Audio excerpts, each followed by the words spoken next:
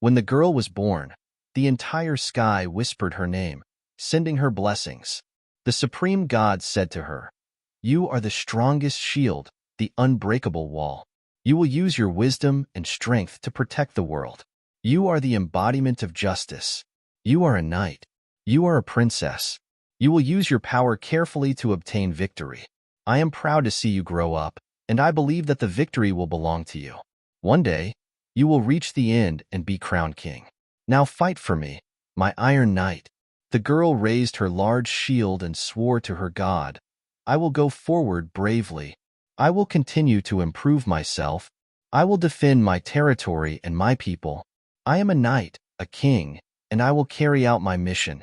The god gave the girl the strongest shield, the hardest silver armor, waiting for the enemy's coming. The girl could feel the overflowing power in her body, which was God's blessing and her belief. "Come on, I'm not afraid." The girl stood on her own position with the shield and showed her unmatched perseverance. Then the girl saw the monster. Covered by black glow, a foreign body pierced through the starry sky and descended into the world. First, the large shield broke in the girl's hands. Once, 2, 3, 4, 5. This large shield was even taller than the girl's height, sheltered the girl 5 times, constantly pushing the black energy away and guarding the pure girl. Until 5 black energy beams shot on the shield, it finally broke apart. God bless. Instead of yielding, the girl drew out her holy sword and bravely resisted the black aggressor. A halo of energy spread out under her feet, which was the holy halo with multiple buffs such as tenacity, hegemony, thorns, and purification. It was God's gift for the girl. Once again, the girl blocked dozens of the black foreign body's attacks, but the black foreign body's tentacles were increasing. By now, the girl was facing a 64-fold attacking frequency. No matter how many times she cut off the tentacles, they would continue to grow up. The girl's resistance was being weakened little by little. This wasn't because the girl's will had become weak, but because there was a huge contrast between the strength of the two sides. Finally, when the 8th black tentacle appeared, the girl's sword was swept away. She lost her final weapon. The glow of the halo under her feet had become so weak that it would be extinguished at any time, anywhere, like a candle in a storm. The 8 tentacles tore apart the halo and began to penetrate into the crevices of the girl's silver armor, tearing it apart from the girl's body violently. The girl struggled desperately, never yielding to the ravages of the black foreign body. 8 black tentacles mercilessly suppressed the girl's resistance and destroyed all her defenses. Soon, the girl's snow-white skin, slender legs, and delicate feet were all covered by the 8 black tentacles, and they were still moving deeper. The girl had to start praying to her god. "Lord God, give me the power of miracles." "No way." Alpha looked at the Iron Maiden on the chessboard, who had been pierced through by Yuan-Shi's 8 chess pieces with a helpless look. She also wanted to create miracles, but there was no way. Her chess pieces could increase 10% of their defense power every turn, but Yuan-Shi's chess pieces could increase 100% attack power per turn. How could she block his attack? "Why are you so strong?" It was like her Iron Maiden was wearing paper armor in the face of Yuan-Shi's attack. Even she herself felt embarrassed looking at the chessboard. "Stop. It's not a fair duel at all." Alpha had to concede.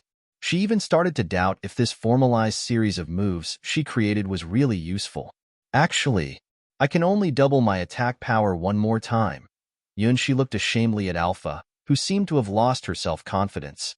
In this game, he could only create at most 9 attacks from different directions. Well, he named this formalized series of moves Hydra. "Non-opal attacks?" Alpha stared at Yuan-Shi. "Are you kidding me? By using my legend-ranked computing power, I could only create the Iron Maiden, which could increase its defense power 10% per turn. Now, you told me that your attack could increase 100% for 9 times? Poor Iron Maiden. What a despairing and misfortunate situation she encountered. As her creator, Alpha couldn't stand this anymore. She could only give up. The moment Alpha conceded, countless Star Go players watched this scene in silence. Among them, there were top-ranked players such as the 3 Goddesses and Orphina the Ruby Dragon. There were also newbies who had just started to learn Star Go. But whoever they were all shocked by the power displayed by the master of Star Go. Even if Norn, the god of wisdom, the three goddesses observed Alpha's Iron Maiden from past, present, and future, they couldn't find any flaws. Never before had such a formalized series of moves for defense existed. It was the crystallization of Alpha's wisdom and the trump card created by gathering all the computing power of all planet quadrant computers. However, such a powerful Iron Maiden only defended for 8 turns under the master of Star Go's fierce attack and was completely defeated. Is it my imagination? Has this bastard Star Go strength increased again? Skuld gritted her teeth and looked at that hateful code name, a cloud in the sky.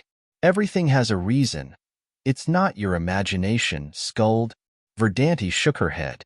How strong is he? What a monster. Ord looked at the chessboard. She just imagined what they could do in the face of such a fierce attack, and her legs started to shake. It must be an unimaginably horrible experience to be torn apart by that huge, black thing. Cassina. My Cassina is the best. After witnessing this, Orfina again made up her mind to meet her best friend and lover right away. Cassina. No, I don't know anything about that. That's the power of the master of Star Go. Terrible offensive force. Alpha was crushed. Incredible. I don't mind being crushed. I'm willing to play Star Go with the master of Star Go at all cost. All Star Go players looked up at the name on the top of the display panel and exclaimed, "Cool. This was a legendary duel. What is the real identity of the master of Star Go? Even Alpha can't fight against him. We can actually play Star Go in this way." Newbie's eyes brightened up. Most of them had challenged Alpha and understood her crushing power. Before they witnessed this duel, it was hard for them to imagine that someone could defeat Alpha easily. Iron Maiden vs Hydra. Invincible Alpha vs the Master of Star Go. The Master of Star Go's 101st game was recorded by all of them. In this era, only Alpha was qualified to play with the Master of Star Go. Other people were far away from touching the edge of their Star Go strength. Only through Alpha, people could witness a corner of the Master of Star Go's real strength. Just like his code name, a cloud in the sky, his whole person was shrouded in a heavy fog that everyone wanted to see through. I've decided. I must obtain the qualification to challenge the Master of Star Go. I've found a career that I can devote my whole life to. Countless legend-ranked beings and hero-ranked beings watched the duel from the beginning to the end, and they were obsessed with it. To hero-ranked beings, Star Go gave them a glimpse of the higher realm, which was a world full of infinite changes and secrets. To legend-ranked beings, the starry sky chessboard was one of the few places that still contained endless profound mysteries that they didn't understand and wanted to study. In the past, the starry sky chessboard seldom appeared in the Seven Towers. Only a very few wise men had the qualifications to study and play Star Go. Now, because of Yun Shi, the starry sky chessboard was open to all beings who could enter the Seven Towers. Finally, countless hero-ranked beings and legend-ranked beings had the chance to research its mysteries. Just as Alpha's birth to the Mechanist God's domain, the Starry Sky chessboard would definitely create a new era in the Endless God's domain. Many Star Go veterans had begun to teach students outside of the towers. Just as a spark could start a prairie fire, these players were spreading this game to the Endless God's domains. Unlike the Battle Gods Championship contest, which inevitably caused countless killed and wounded, people wouldn't get hurt on the Starry Sky chessboard, but could practice their own mentalities there and had a better chance to comprehend the rules of stars. In the Endless God's domains, no one could refuse such a great temptation. This was just the beginning of the glorious era of Star Go. People would forever remember the name of the legend that opened this era. At this moment, he was standing on the top of the cloud in the world, looking down at everyone. Chapter 602, Hydra's Gift, 1. On the Starry Sky chessboard. I win. Yun Shi let out a sigh of relief. Although he still didn't know what a great impact he had caused in the Endless God's domains. Sure enough, playing Star Go is very enjoyable. As long as he was standing in front of the chessboard, he always had endless ideas and all kinds of inspiration, bursting out with dazzling sparks of thinking from time to time. Well, maybe he really had some talent in Stargo. I lost. Alpha bit a strand of her hair and looked at Yuan-Shi with an unwilling look. After preparing for such a long time, she still failed, as if all her efforts before were just wasting her time. One more time. Just one game. Let's play the game once more. Just as the newbies who encountered Alpha, although she knew she had no chance to win, she still had no intention of giving up. Her face looked like a little girl who had been robbed of her lollipop. She wanted to bet everything on herself to catch the smallest chance to win. In the endless gods' domains, there was only one person who could let her have this emotion, and she would only show this lovely appearance in front of one person. Even though the countless programmatic calculations had let her know that she had no chance of winning no matter how many times she tried. She felt as if the master of Stargo was in a higher dimension, where she could see but could never touch. However, she just didn't know what give up was. Well, Yuan-Shi smiled bitterly and looked at Alpha's grudging face. What should I do this time? Play one more time with me, and you can ask for anything in the Mechanist God's domain from me. The planet quadrant computers all like you. Do you want to take them away? At the critical moment, Alpha used her children as chips without hesitation. They are very useful. No matter in the real world or in the world of quantum network, they can forever be with you. Yuan-Shi subconsciously looked at the planet quadrant computers, who were still in direct connection with him and having a nice dream. Why did things develop to this point? As their god, don't you sell your subordinates too easily? Just as Yuan-Shi was going to say something, the scene in his eyes suddenly began to shake. Numerous doors appeared in front of Yuan-Shi, just like what he saw when he first came to the Mechanist God's domain. No. Stay here and play Stargo with me. Alpha showed an unusual expression of unwillingness and regret, watching Yuan-Shi's figure disappeared from the starry sky chessboard with her eyes opened wide. Gee, what's wrong with me? Awakened from her dream, Eternal Green quickly and shamefully covered her naked body with her arms. Oh, big brother, don't lick that place. It's dirty there. Eternal Red's little body curled up and her tender skin was covered by a layer of attractive pink. Eternal Blue's body shivered with her feet together. No way. I'm exhausted. Eternal Gold and Eternal Silver were exhausted and toppled down to the ground. They still held each other's hands tightly. The figure of that person left in all their hearts, leaving an indelible mark in their minds that they would never forget. I was so stupid. If I can figure out who he is early, then I can play longer with him. Alpha was also in a complex state, mixed with extreme excitement and regret. Numerous doors opened in front of Yuan-Shi, and then a familiar landscape slowly unfolded in front of him. Welcome back, my bride. Have you had a good dream? Hydra's little hand stretched out from the door and brought Yuan-Shi's consciousness back to the water god's world from the Mechanist God's domain that was thousands of light years away from here. Was it a dream? Yuan-Shi muttered to himself. Was it a dream or a nightmare? Even he himself wasn't sure about it. Well, there is another god's smell on your body. This smell. It's the smell of a newborn god. Let me erase it for you. Hydra embraced Yuan-Shi in her arms, then gently stretched out her tongue and licked Yuan-Shi's body bit by bit, from fingertips to toes, from knee to abdomen, every corner, every cell of skin, leaving not even the smallest part untouched. This was Hydra's special method to show her intimacy. Gee, wait a minute. Master Water God. No, not that place. Yuan-Shi just came back and was not ready for it. What's more, why is Hydra's tongue so soft and warm? No man can endure this temptation. Well, goo. You are my loveliest bride. Of course I'd better. Love you. It tastes good. Hydra made vague sounds as the tip of her tongue moved slowly. She looked at Yuan-Shi fondly and said, Lick all over your body for the person you like is the etiquette of a fantastic creature, lady. Don't you know that? Why should I know? Who taught you that etiquette? Under the water, a streak of green light was becoming brighter. Chapter 603. Hydra's Gift 2. The entire lake was getting hot, and that was the breath that some force released after being constantly suppressed. Hydra smiled slightly and tapped her snow-white feet gently on the surface of the lake. Let the baby bird sleep a little while longer. When countless green lights rippled on the surface of the water, the roiled water once again restored to calm. But the high-erected hair firmly remembered its anger at this moment, almost turning into a turquoise blade. From top to bottom, from bottom to top, the small tongue licked Yuanshi's body clean, and removed all the marks left by Alpha on Yuanshi's body. In this process, Yuanshi naturally enjoyed heaven-like happiness. Hydra's tongue was far softer than any woman he had ever known and seemed to know every detail of his body. That feeling, it was as if she had seen Yuanshi's body countless times and touched every inch of his skin a long time ago. "My lovely bride." Hydra held Yuanshi's head with her soft voice rippled in his ears. "What did you see behind the door?" "It's a strange world, a newborn god."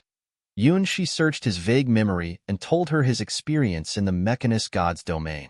He didn't know the reason, but as long as he stayed beside Hydra, she would naturally put his heart at rest. This embrace was so warm that both heartbeats unconsciously became the same rhythm. "You could feel the most doors when you first drank my wine. Maybe you have a special relationship with that newborn god." Hydra bit Yuanshi's ear lightly, "But be careful. This newborn god has a different smell from other gods. She seems to be very, very interested in you, trying to stain you with her smell. It won't disappear even across tens of millions of light years. It's a mark that can be used to find your position." "Oh no. Did Alpha leave that stuff on me? When did she leave her smell?" Yuanshi was completely unaware of it. Of course, it was the time when their minds connected directly. "Don't worry. Her smell has been removed and covered by me. Don't be so careless next time. Gods are very persistent creatures." Hydra licked Yuanshi's earlobe. After becoming immortal, most gods would become very indifferent. Compared to the infinite lives of gods, short-lived races couldn't attract their attention at all, as humans wouldn't pay attention to mayflies.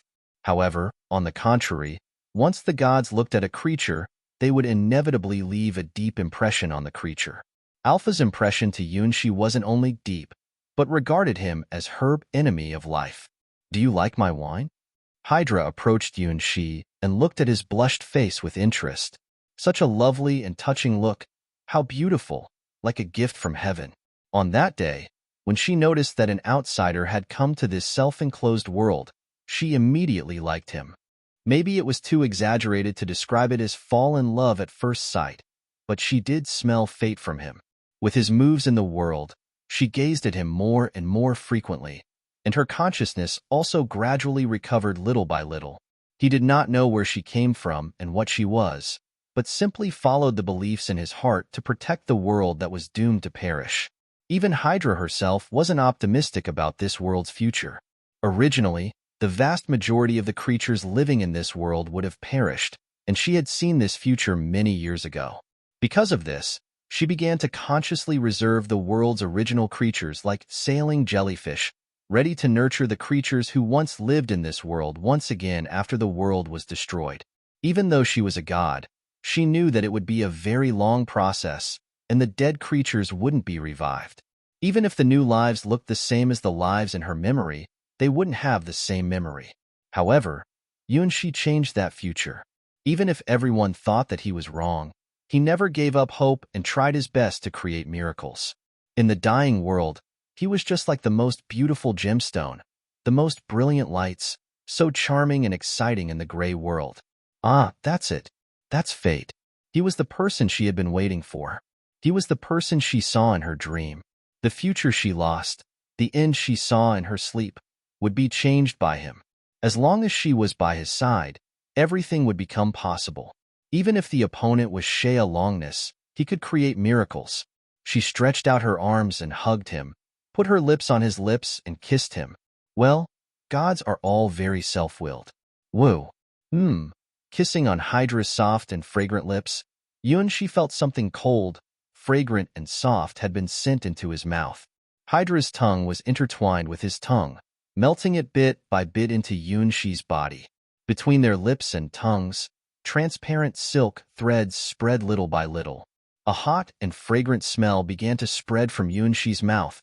The water bed under their feet began to dissolve rapidly, and the emerald green water rippled out, one circle after another. Tea, is that over?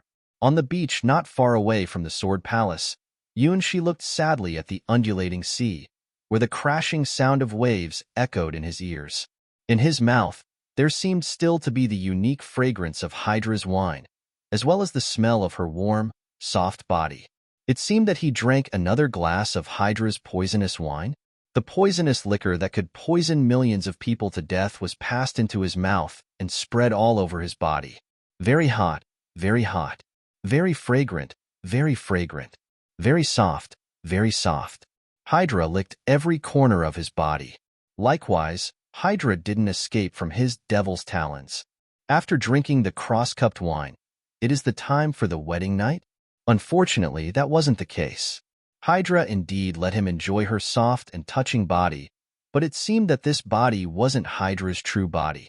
In the end, Hydra let him eat her. Yes, he literally ate her. Her body made of water slipped into his mouth. Oh, the taste of Hydra's body was the taste of wine. Her body was made of wine. Closing his eyes, She found that besides the water god's crown, sailing jellyfish's robe, and white emperor's mask, there was one more thing that was stocked in his mind. Hydra's wine storage, which stored the wine that Hydra had brewed since the era of the gods. Even in the endless gods' domains, they were the highest-ranking wines. Currently, she could take out 3 glasses of wines from Hydra's wine storage every day. It was the present Hydra prepared for her bride. My lovely bride, are you satisfied with this gift? The wine is good, but you can't be too fond of drink, by Hydra. This is Hydra's wine storage? She looked at the small glass that suddenly appeared in his palm. It was the one Hydra had used to drink with him. With a gentle shake, She seemed to hear the sound of the vast amount of wine stored in this glass, which was about half of the total Hydra's inventories. That was to say, Hydra gave She half of the poisonous wine she had brewed since the time of the gods as a betrothal. Goo, even She, who didn't drink much, knew the preciousness of this present, which was enough to buy 100 small sword domains like the White Lotus sword domain. It was an artifact tailored for him. Do you like my present, my lovely bride? In the water god's world, at the bottom of the lake, an emerald green glass, which looked the same as the glass in She's hand, was emitting a soft and happy light. This gift is too valuable. She looked at the glass in his hand, which was probably the most precious treasure he had apart from the light furnace he obtained from the Golden Sun Crow Princess. Hydra spent thousands of years brewing the wine. Even his teacher Cassina and Ouroboros would be crazy to steal them. Now, Hydra directly sent him half of her wine. Although the glass was light, she still felt heavy. Even gods would fight for it if they knew of its existence. At least, if his teacher Cassina knew about it, she would definitely be willing to fight for it. So, do other gods or fantastic creatures also like to drink? Even if he thought by using his toes, he knew that the answer couldn't be unfavorable. If anybody knew of its existence, I will be done for.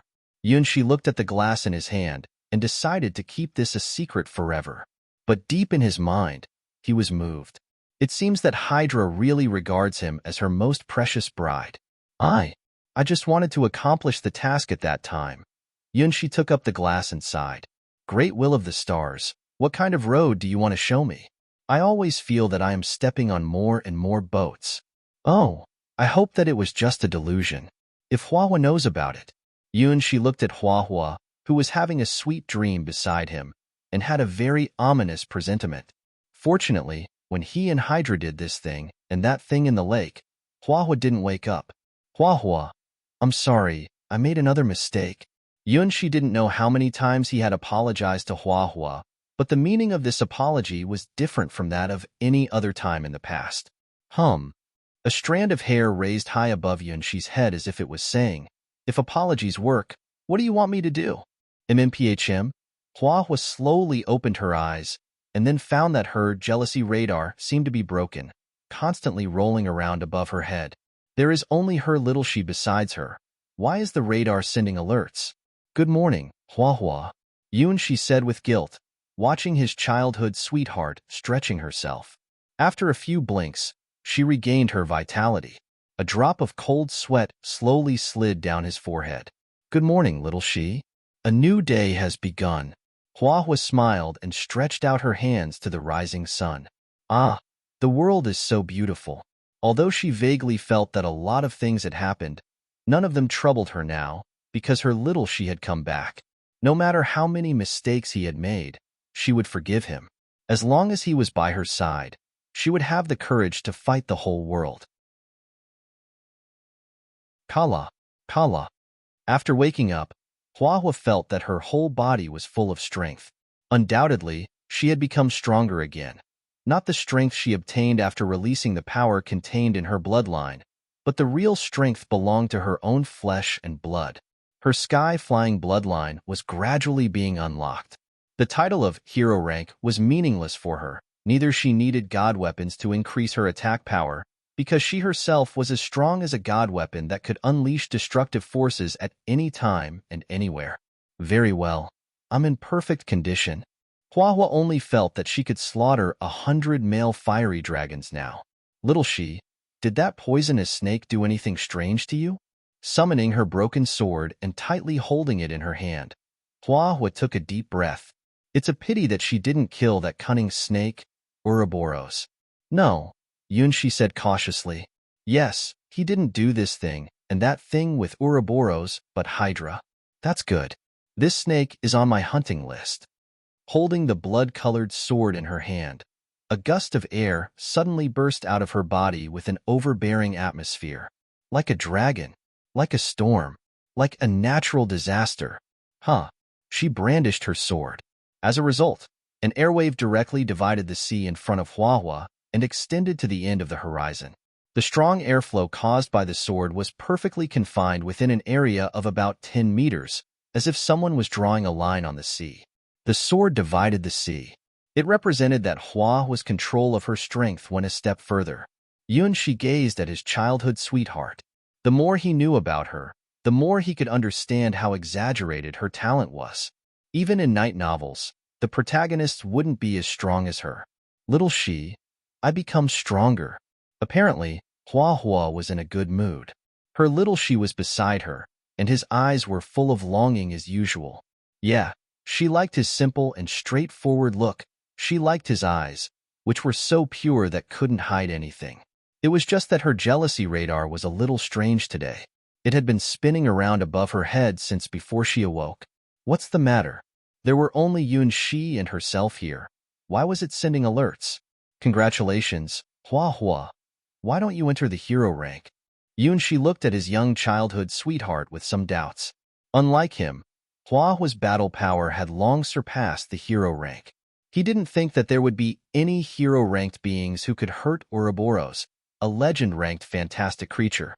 It's still not the time, but it should be soon. Hua shook her head. She couldn't explain it to her little she. There were too many taboos in the sky-flying bloodline. Well, come and eat bread. Yunshi reached out his hand and a piece of fragrant, soft golden bread appeared in his palm. You're already a hero-ranked baker now. You entered the hero rank faster than me. My little she is the best baker. Hua graciously took away Yunshi's special golden bread, which was her favorite. In order to gain the privilege of monopolizing this bread, she fought with Yunshi's other childhood sweethearts and finally defeated them by relying on the strength of her bloodline. For her, Yunshi's bread had that value. But even after entering the hero rank, a baker's battle power is still 0. Yunshi was satisfied with his career level, but he was not proud of it. Compared with Hua, Red Lotus, and White Lotus, his hero rank as a baker was really not worth mentioning. Don't say that. Even 100 hero-ranked swordsmen can't make a piece of delicious bread. From this point, you are more useful than 100 hero-ranked swordsmen. Hua said with great certainty. Even in all the White Lotus sword domain, there was probably only one hero-ranked baker, Yunshi. Only large gods domains with a large number of people and a highly developed civilization could there be such hero-ranked careers which were unrelated to battles. Their value was far beyond common hero-ranked battle careers. The hero rank had exceeded the limit of flesh and blood. The medicine that could cure mortals could be of no use to hero-ranked beings. Only hero-ranked divine spells and magic could cure a hero-ranked being's body, but these spells and magic were very rare and hard to learn. In this way, the hero-ranked golden bread made by Unwilling was very valuable. It was easy to carry and could cure almost all the ranked beings of all races. At the critical moment, it could be a trump card to save the owner's life. Why don't you come and eat it too? After eating half of the golden bread, Hua blushed. Yunxi's golden bread had become more and more delicious recently. She almost couldn't control her appetite. No, a lady shouldn't eat so much. Well, looking at the white butter left on the corners of Hua's mouth, his face warmed up slightly. He unconsciously picked up the bread and bit it lightly. Suddenly, both of them were stunned and blushed involuntarily. It's like indirect kissing? Was Hua being intentional? When they were still kids, they often shared delicious bread in this way. Because of this, they didn't immediately realize that it had already become a little strange after they grew up. Until now, Hua unconsciously put the bread she had eaten on Yunxi's mouth again, and both of them had white marks of white butter on their lips. The accelerated heartbeat told the couple that something was different from the past, which proved that they had grown up. A week after returning from Hydra's world, behind Yunxi, there were 3 puppies following him in a line. This had become a unique scene in the girls' dorm of the Starwing Knights. Good morning, May. Good morning, Star Thunder, Starfire, Star Snow. The girls who met them would laugh and greet Yunxi, as well as the 3 puppies. However, unlike when they first arrived at the Sword Palace, there was something more in the eyes of all the girls. It's better to call it enthusiasm or desire. In this maiden garden, Yunxi felt that he was like a gray wolf lurking in a flock of sheep or a fox hid in a herd of rabbits. These sheep and rabbits weren't wary of him and even wanted to approach him. No, young girls should be more careful. Don't be so defenseless. Breakfast. Ling, I'm telling you. Why do you rush to the table still wearing your night clothes? Don't behave as if you have been starved for 300 years. Didn't you notice that everyone's eyes changed when they looked at you? The dignity of the Starwing Knights was all gone. Ling, etiquette. Have you forgotten everything I taught you? Fortunately, the mind of the secretary of the Starwing Knights was still normal. Mei Lan scolded Ling with a serious look. I'm hungry. Shaking her big boobs, Ling ran to Yunxi with a look of, food is the most important thing. Bread. I need bread. Hey, I'm here. Yunxi showed a helpless look and took out a loaf of bread. Mei, you can't spoil Ling. Watching Yunxi take out the fragrant bread, Mei Lan was desperate. Why can Ling, that useless person, always get Mei's bread so easily? Ahoo! Ling picked Yunxi's bread like a puppy, sat back in her seat, and swallowed the bread quickly. Without Mei's bread, a new day will not begin. Anyway, I can't get married after sleeping with Mei, so I don't mind being fed by Mei. This was Ling's simple philosophy. As for the affairs of the Starwing Knights, just let Mei Lan do them.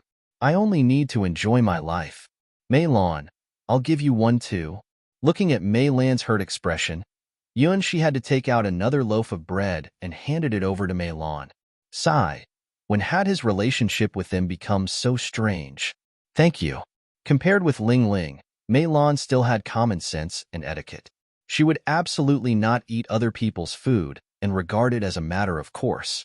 Unless it was between husband and wife, even the best of friends shouldn't be so intimate. How shameless, Ling. You are a lady of a great noble family. Have you forgotten the etiquette of the upper class? Just as Mei Lan stared at Ling and held her bread tightly, in case that Ling snatched at her bread, they heard a lazy voice. Before Mei Lan realized it, 1/3 of her bread had strangely disappeared. Woo! Like a hamster whose cheeks were stuffed with food. Chow.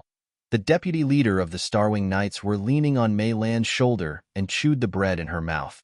Deputy leader.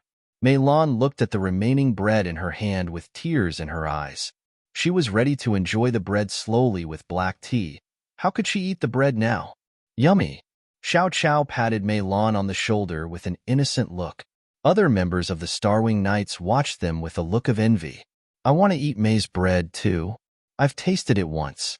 It's so delicious. Mei Lan is really a good person. Unfortunately, May can only make several loaves of bread per day. What a pity. I really envy Ling Ling. I also want to eat May's bread every day. Well, that's it. Now in the Starwing Nights, the ownership of May's bread had become a symbol of identity, and even a series of hidden rules had emerged. Only the top 10 members of the Starwing Knights could enjoy Yuan Shi's special butter bread, while the rest could only eat Yuan Shi's mass-produced white bread.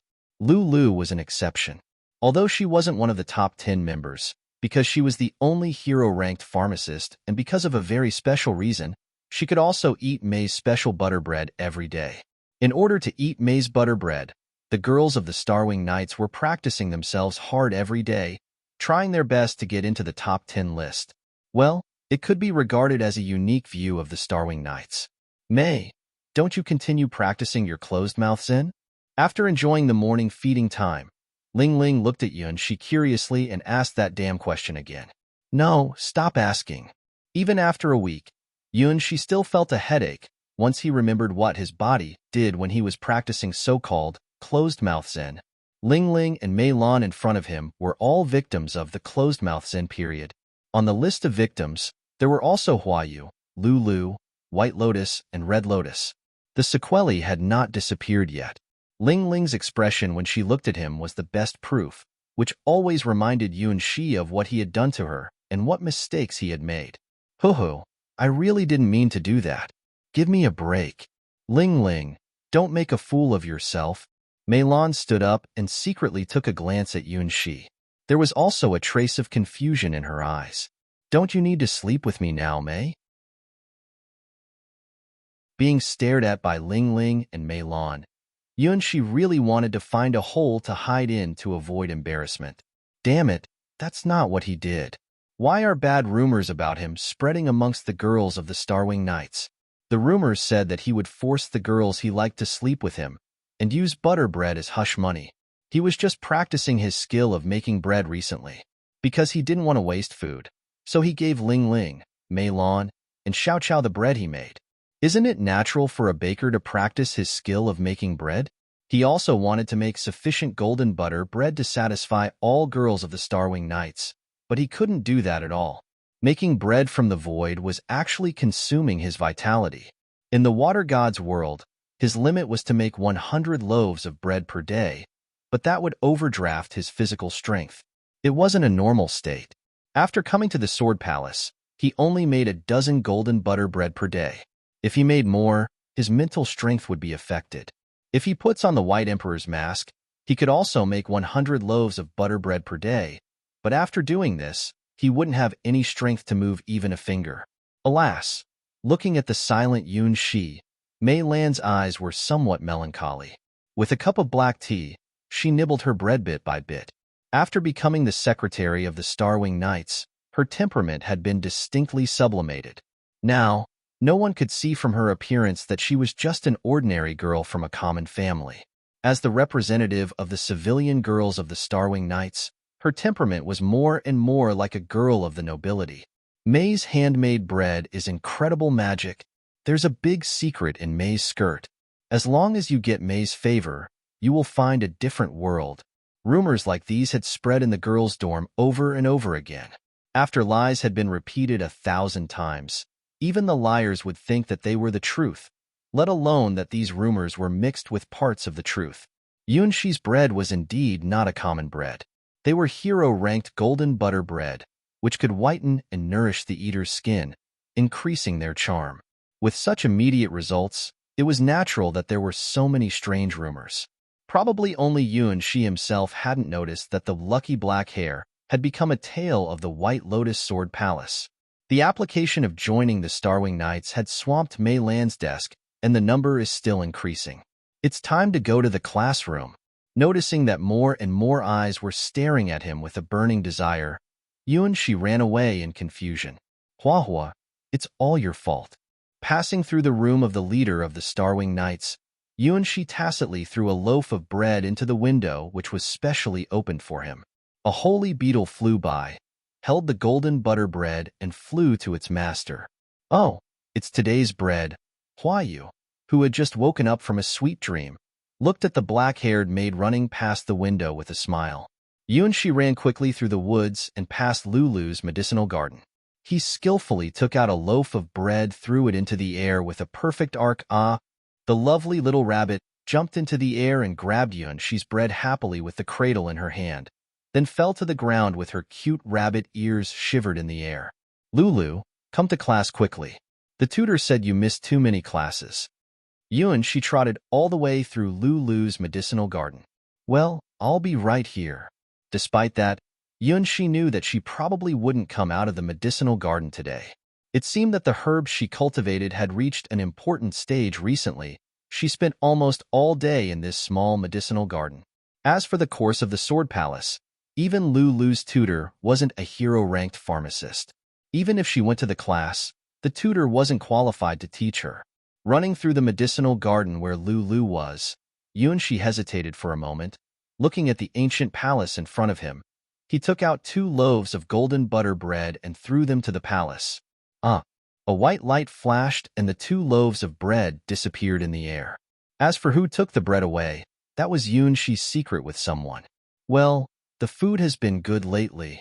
Red Lotus was satisfied with the taste of the bread. Yes, it's not bad to have a maid. White Lotus smiled and enjoyed the breakfast time with her sister. She did not mention that name tacitly. The Starwing Knights. It's really a good organization. After eliminating the prejudice against someone, Red Lotus actually appreciated the Starwing Knights. First of all, its greatest advantage was that its members were all females.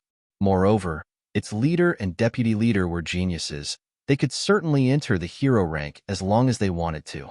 As one of the true masters of the White Lotus sword domain, Red Lotus didn't mind having as many female knights as possible. Finally, it's Hua.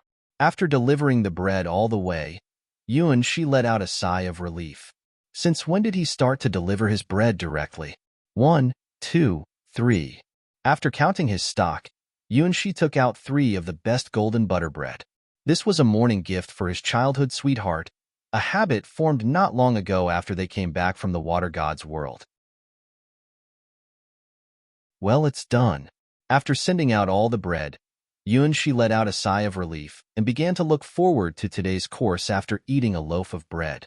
The history of sky swords was a course that Yuanxi had been waiting for, because today's course was going to introduce his teacher, Cassina, to the students. As Cassina's disciple, it was absolutely necessary to choose this course. Yuanxi would like to know what great achievements his teacher had made in the Sky Sword God's domain and how famous her title, the Battle God, was. In the mortal world, it was hard to know this kind of knowledge. Sky swords normally only appeared in fairy tale stories. For mortals, the legend rank was such a remote existence.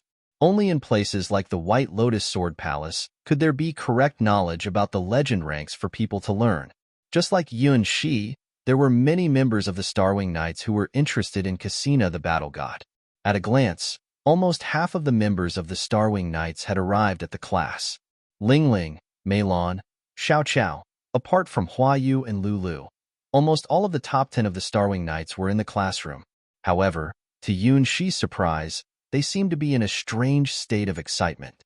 These girls formed a circle, looked at something, and exclaimed, "This is amazing. I never expected. There's something like that. Hey, let me see it again. Is there anything over there?" Yuanxi looked at the girls and wondered what attracted so much attention. "Don't you know what happened, Mei?" Suddenly, he heard Huayu's voice. "Huayu, has anything happened recently?" Yuanxi really knew nothing about the things among these girls. This is not a major event in our Sword Palace, but a major event that shocked the endless god's domains. Huayu patted Yuanxi on the shoulder, then sat skillfully beside him and took out a crystal ball shrouded in mist from her arms. Leader Huayu has also ordered the goods. Oh, this one looks more advanced than the one over there. Really, this is a limited edition crystal ball. Not only pictures, but it can also save sound into it. It must be made by a famous alchemist. When Huayu took out the crystal ball, all the members of the Starwing Knights ran to her and looked longingly at their leader. Why? Is this crystal ball such a precious work of art? Even so, isn't their reaction a little too exaggerated?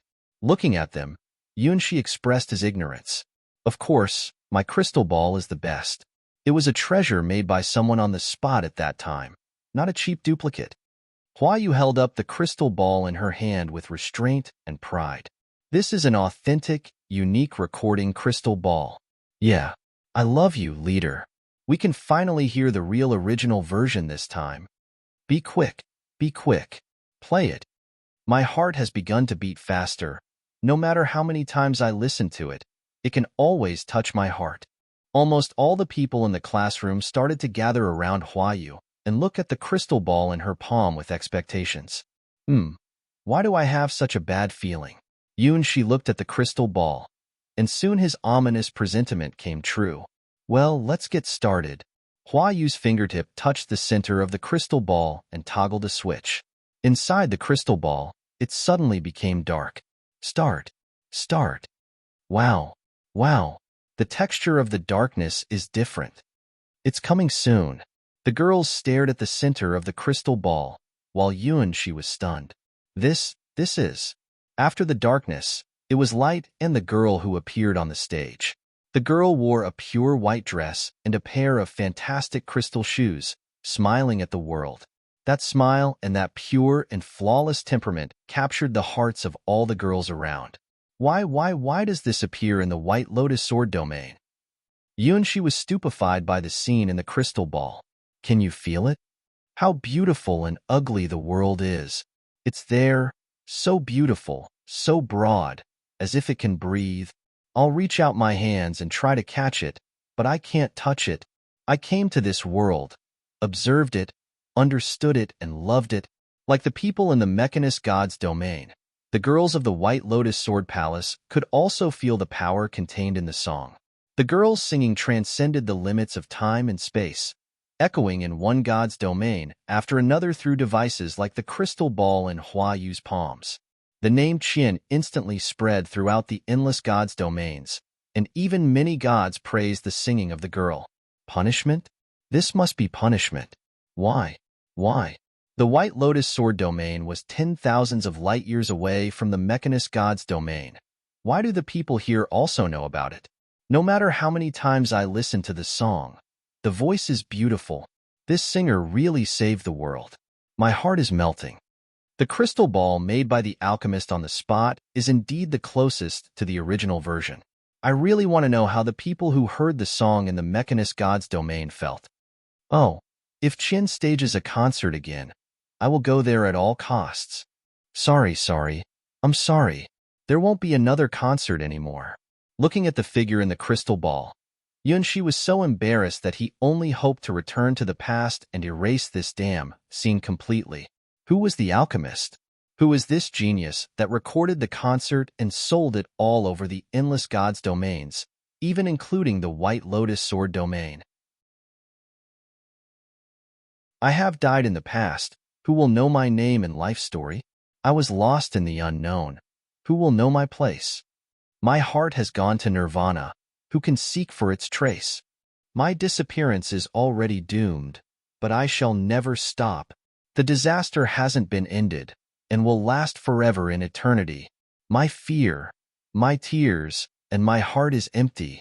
I am nothing, I am void. I am ash, I am desolation. The gods have died, the twilight is coming. As the light is still shining on the ground, I return from eternity. Codename, Alpha, the supreme god of the Mechanist God's domain. When Alpha appeared, the girls around Huayu were all shocked. They watched the silver-haired god's appearance and listened to her affecting song, but couldn't find any appropriate words to describe their feelings. The alchemist's crystal ball perfectly sealed the god's voice inside it, and anyone who heard the song could feel the charm it contained. This crystal ball is so perfect. The song sealed in other duplicates is also good, but they can't be compared with the original version. No matter how many times I listened to it, I couldn't feel bored. It's amazing. That god named Alpha is also very powerful. Most devices of the Mechanist God's domain will lose efficacy after being taken into other gods' domains. But she created this crystal ball by combining the power of magic and science to spread Qian's singing. I never expected that someone could sing such a miraculous song. When I first heard it, my whole body couldn't stop trembling. I'm I'm sorry, it was used to save the world. So it's really not a normal song. She helplessly looked at the girls who were still intoxicated from the song. When he stepped onto the stage, he never expected that this scene would be recorded and spread all over the endless god's domains. But it wasn't his fault. He just accidentally entered the mechanist god's domain. He was a quantum ghost. After singing the song, Alpha's figure appeared again. Her eyes seemed to cross the endless stars, staring at the faraway void. I'll find you, wherever you are. The two short sentences represented the determination of a supreme god. The creations of the mechanist god's domain can't work outside the mechanist god's domain was originally an iron law of that domain. But now, Alpha's god power had changed it. The mass-produced crystal balls were made by Alpha. They were the crystallization of wisdom, science, and mystery. Alpha manufactured thousands of crystal balls and used her god power to seal Qian's singing into them. After that, she also made millions of duplicates by inputting the song into cheaper crystal balls. Of course, the quality of the sound would slightly reduce in these cheaper crystal balls, and sold them to the endless gods' domains. Anyone who heard the song would be attracted and buy one. As a result, the mechanist god's domain had received innumerable additional orders. Even with all the alchemists in that domain starting to make crystal balls from dawn to dusk, they would need 3 years to complete all the additional orders. The crystal balls that held the recorded song of Qian's had become the largest foreign trade order of the entire mechanist god's domain. It also made more people know Alpha's name, not limited only to the people who paid attention to Stargo. The mechanist god's domain always maintained a semi-closed state in the past. Now, because the birth of their supreme god, Cyber Elf Alpha, the entire god's domain began to enter a new era. These crystal balls spread from the mechanist god's domain were the opportunities for change brought by Alpha. Of course, she didn't care at all about it. She made these crystal balls just for a simple reason. She wanted to find Qian, in other words, the master of Stargo. As for why the crystal balls used to find Qian eventually became the most popular products in the endless gods' domains, it was just an accident that even Alpha herself didn't expect. At first, she sent out the crystal balls for free, but soon, the mechanist god's domain received a bunch of invitations from other gods, all of which were about the trade requirements of these crystal balls that recorded the singing of Qian.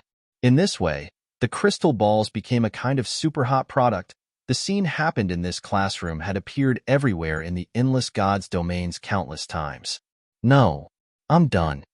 After discovering the origin and development of these crystal balls, she could only sigh with regret.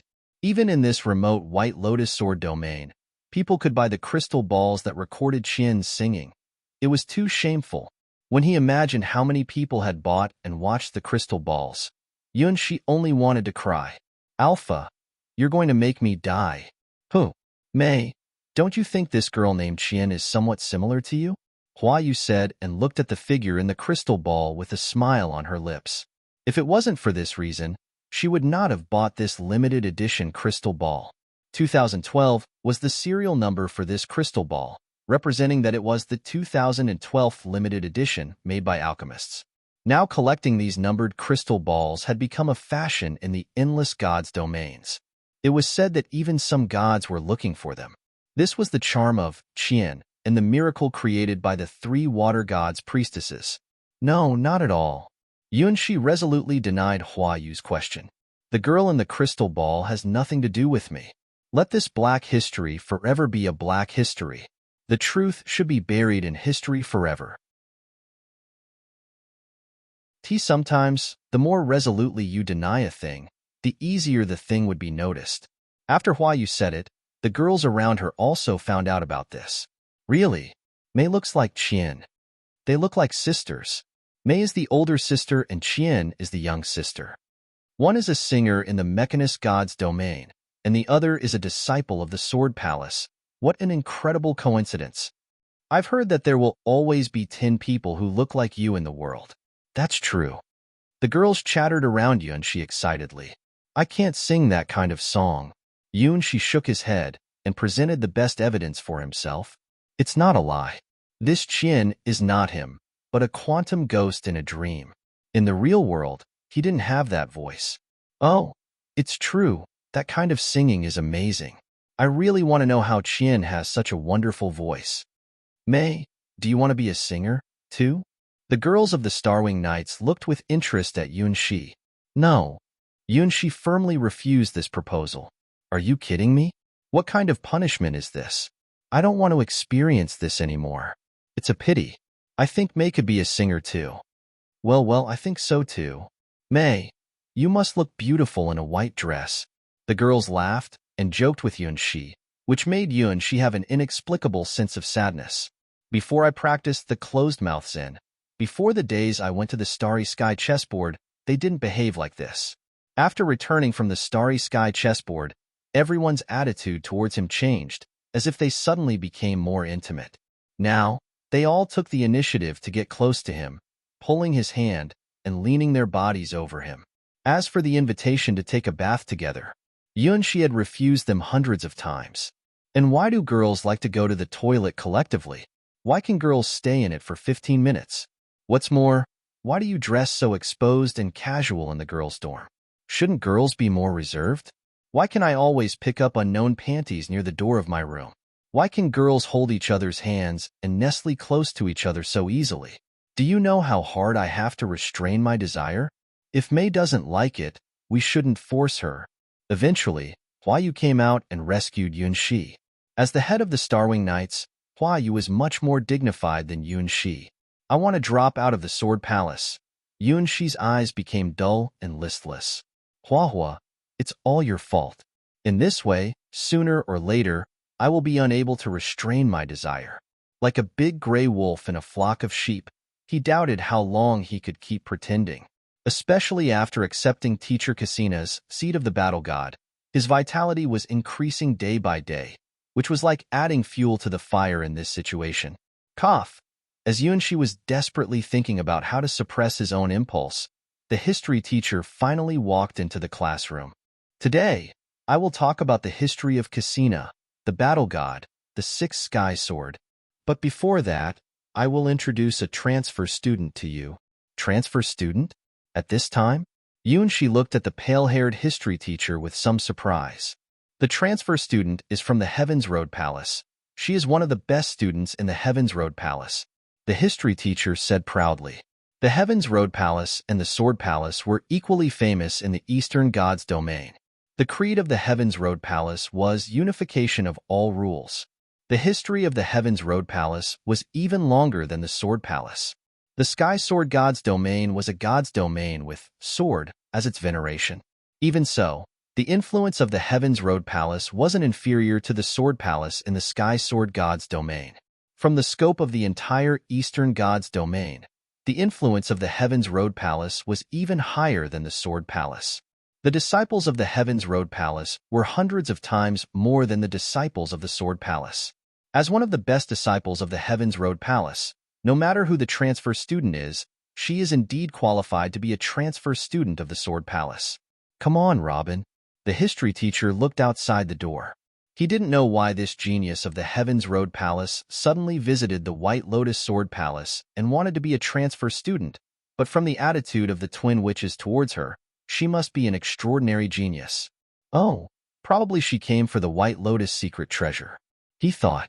Dressed in a bright red cloak, a girl Yun she felt very familiar with walked up to the podium and then stared at Yunxi and the girls of the Starwing Knights. Hua Yu, the leader of the Starwing Knights. Xiao Qiao, the deputy leader of the Starwing Knights. Except for the little rabbit, the people who appeared in her prophecy were all here. Oh, let me see if the future I choose can come true. My name is Robin, a transfer student from the Heavens Road Palace. I'm good at divination. No matter what you want to divine, I can divine for you. I came here because I saw the future. Oh, it's her. Yunxi soon recalled who she was. She was the first augur he met, and her divination was very accurate. So, she was a disciple of the Heavens Road Palace. Future? Does that mean fate?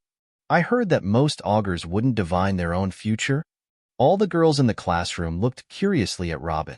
She was one of the best disciples of the Heavens Road Palace.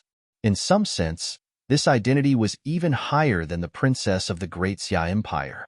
There was no doubt that Robin was a strong hero-ranked augur. Robin, whose real identity was one of the top 10 assassins of the 10 Leaves Alliance, smiled at the girls under the podium. Here she is. She hesitated for a long time and once thought about giving up, but finally, she chose to take a punt. For common augurs, divination of their own fate was a taboo, but for her who had long been entangled in the blood curse, common sense had long been meaningless. Divination of their own destiny would extract the augur's lifetime. Countless augurs died for violating this rule. Nevertheless, she had died long ago. From the moment she lost herself in the nightmare world and met the Robins, she was no longer a living person. That is to say, her life had been exhausted many years ago. In this case, she had nothing to lose. Even if she didn't do anything, being entangled by Robins, her mind would keep approaching the nightmare world. So it's better to make good use of this power to peep into the infinite future. This was probably her strongest and only extraordinary power after leaving the nightmare world. As an assassin, she wasn't good at killing at all. Every time, she just went quietly to her targets and witnessed the process of their death. The one she watched was the one who was doomed to die. At this moment, she was looking at the corner of the crowd, the black-haired maid. Her eyes were gentle and cruel, with expectation and uneasiness. There was the future she saw. Crack! With a sound in his heart, she had a vaguely bad feeling. My future. Right here. Slowly, she stepped down from the podium. Robin walked towards she step by step. Yu frowned and took a step forward, but suddenly felt something. Then her brow cleared and gave way to Robin. This scent, it can't be wrong. She is also one of us. May, you also gave her your blessings? All members of the Starwing Knights had a similar intuition to be able to detect at close range whether the other party had been blessed by May. Maylan's desktop had been stacked high with the applications for joining the Starwing Knights, but so far only Mumu had been accepted as a new member of the Starwing Knights. That was because the Starwing Knights was a group of people who gathered together for a certain characteristic. Only girls who had obtained May's blessings could join. She looked at the bright red figure coming towards him. Today, she was also wearing the bright red cloak with a plain face. He didn't see the several blue-backed and red-breasted birds who always stood on her shoulders. Although she was standing there, he felt that she was standing in another world. Average height, average shoulder width, average chest, average cheek. If she hadn't been introduced to them by the teacher, no one would have found that such a person was standing at the door. It would have been like the world had forgotten her. All parts were plain, except for her eyes, which were gazing into she's eyes at the moment. It was a pair of deep, bottomless eyes, as if she had seen through everything. My future is right in front of me. With great courage, Robin finally appeared in front of the future she chose. Despite this, the choice seemed so incredible and disorganized, like a butterfly flying in a summer storm. However, she was still willing to believe that even with such a tragic person as herself, she still had the chance to seize her only chance for happiness. At this moment, she reached out to her future, bowed her head and prayed. Are you willing to be my lost future? She stared blankly at Robin, who was half kneeling in front of him. What's wrong with this? Yeah, is this a proposal? No, it's a confession. Are you willing to be my lost future? Oh, what a romantic confession. The moment Robin spoke her wish, the girls in the whole classroom set off an explosion of exclamation. Yu looked with pity at Robin. Xiao Chao moved her hands and feet and had a feeling of eagerness to try. No, no, no. You can't jump the gun. Ling Ling stood up and put her hands on her waist. Even though she didn't say such shameful words to May, how could a new member be so arrogant? Ling Ling, come on. Only at this time, Mei Lan was supportive of Ling Ling. Can you feel me? Robin was about to cry. After being cursed by the bloody Robins, her existence had been largely stripped from the world. Envy, concern, sympathy, and even hostility. Even feeling these negative affectivities had long become a luxury to her. Her existence was so weak that sometimes, even her teacher at the Heavens Road Palace forgot that he had such a disciple. Ah, that's great. Sure enough, I was right to come here. The future is here. Humph, I will never let you have May. Ling Ling stood up, held Yunshi's right hand, and pressed his arm with her big breasts, declaring war on Robin on her own initiative. The future is the interweaving of different destiny trajectories. The future is a collection of time fragments. I want to find this future. Robin stood up and stared at Ling Ling without hesitation. Her eyes were sincere and calm, and a flame called hope burned deep in her pupils. The victim who falls into an endless abyss will try to grasp and hold on to any hope tightly. Robin was the victim, longing for even a ray of hope. Hey, what are you looking at? Ling Ling threw out her chest again, which made Robin have an indescribable sense of failure. The gap seems a little big. Robin looked at the girls of the Starwing Knights. Unexpectedly, she saw the same emotion in their eyes. Sometimes, the friendship between girls was so wonderful. They could become good friends just for a trivial reason. Now, Robin realized this. And because they had the same despair when facing this enemy, the flat-chested members of the Starwing Knights decided to accept Robin as one of them. We must find the demon dragon. We must find the demon dragon. We must find the demon dragon. The Dragon Blood Alliance of the Starwing Knights had a new member today. She was being noticed and watched. Even just realizing such a trivial thing had made Robin feel compulsive happiness.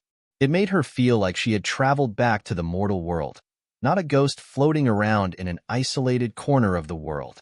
Thank you, May.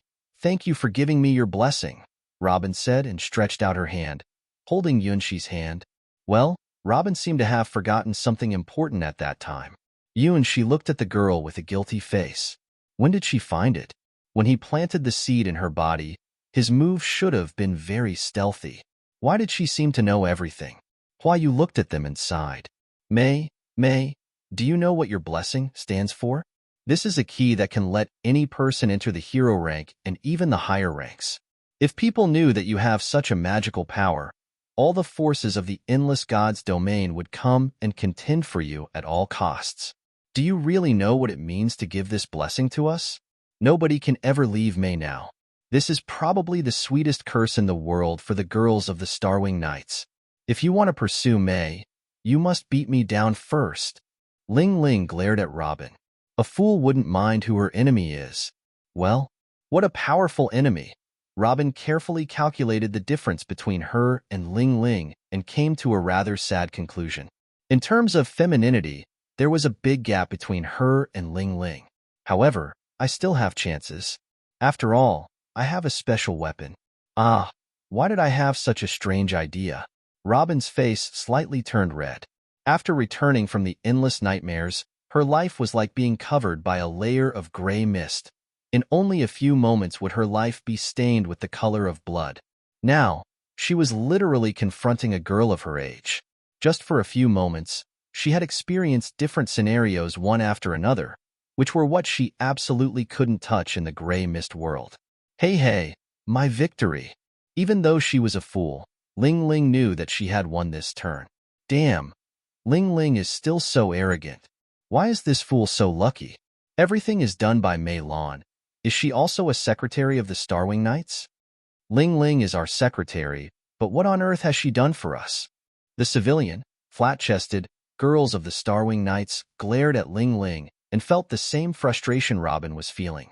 That sense of frustration was one of the reasons the civilian, flat-chested girls formed an alliance.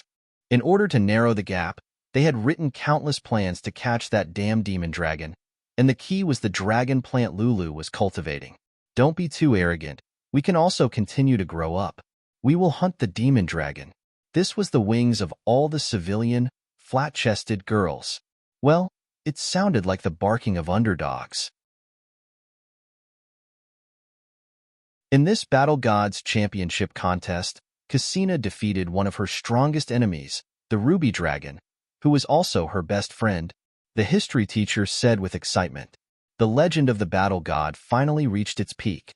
Oh, so, although teacher Cassina always behaved casual and unreliable, she is really a super strong fighter at the top of the endless gods' domains.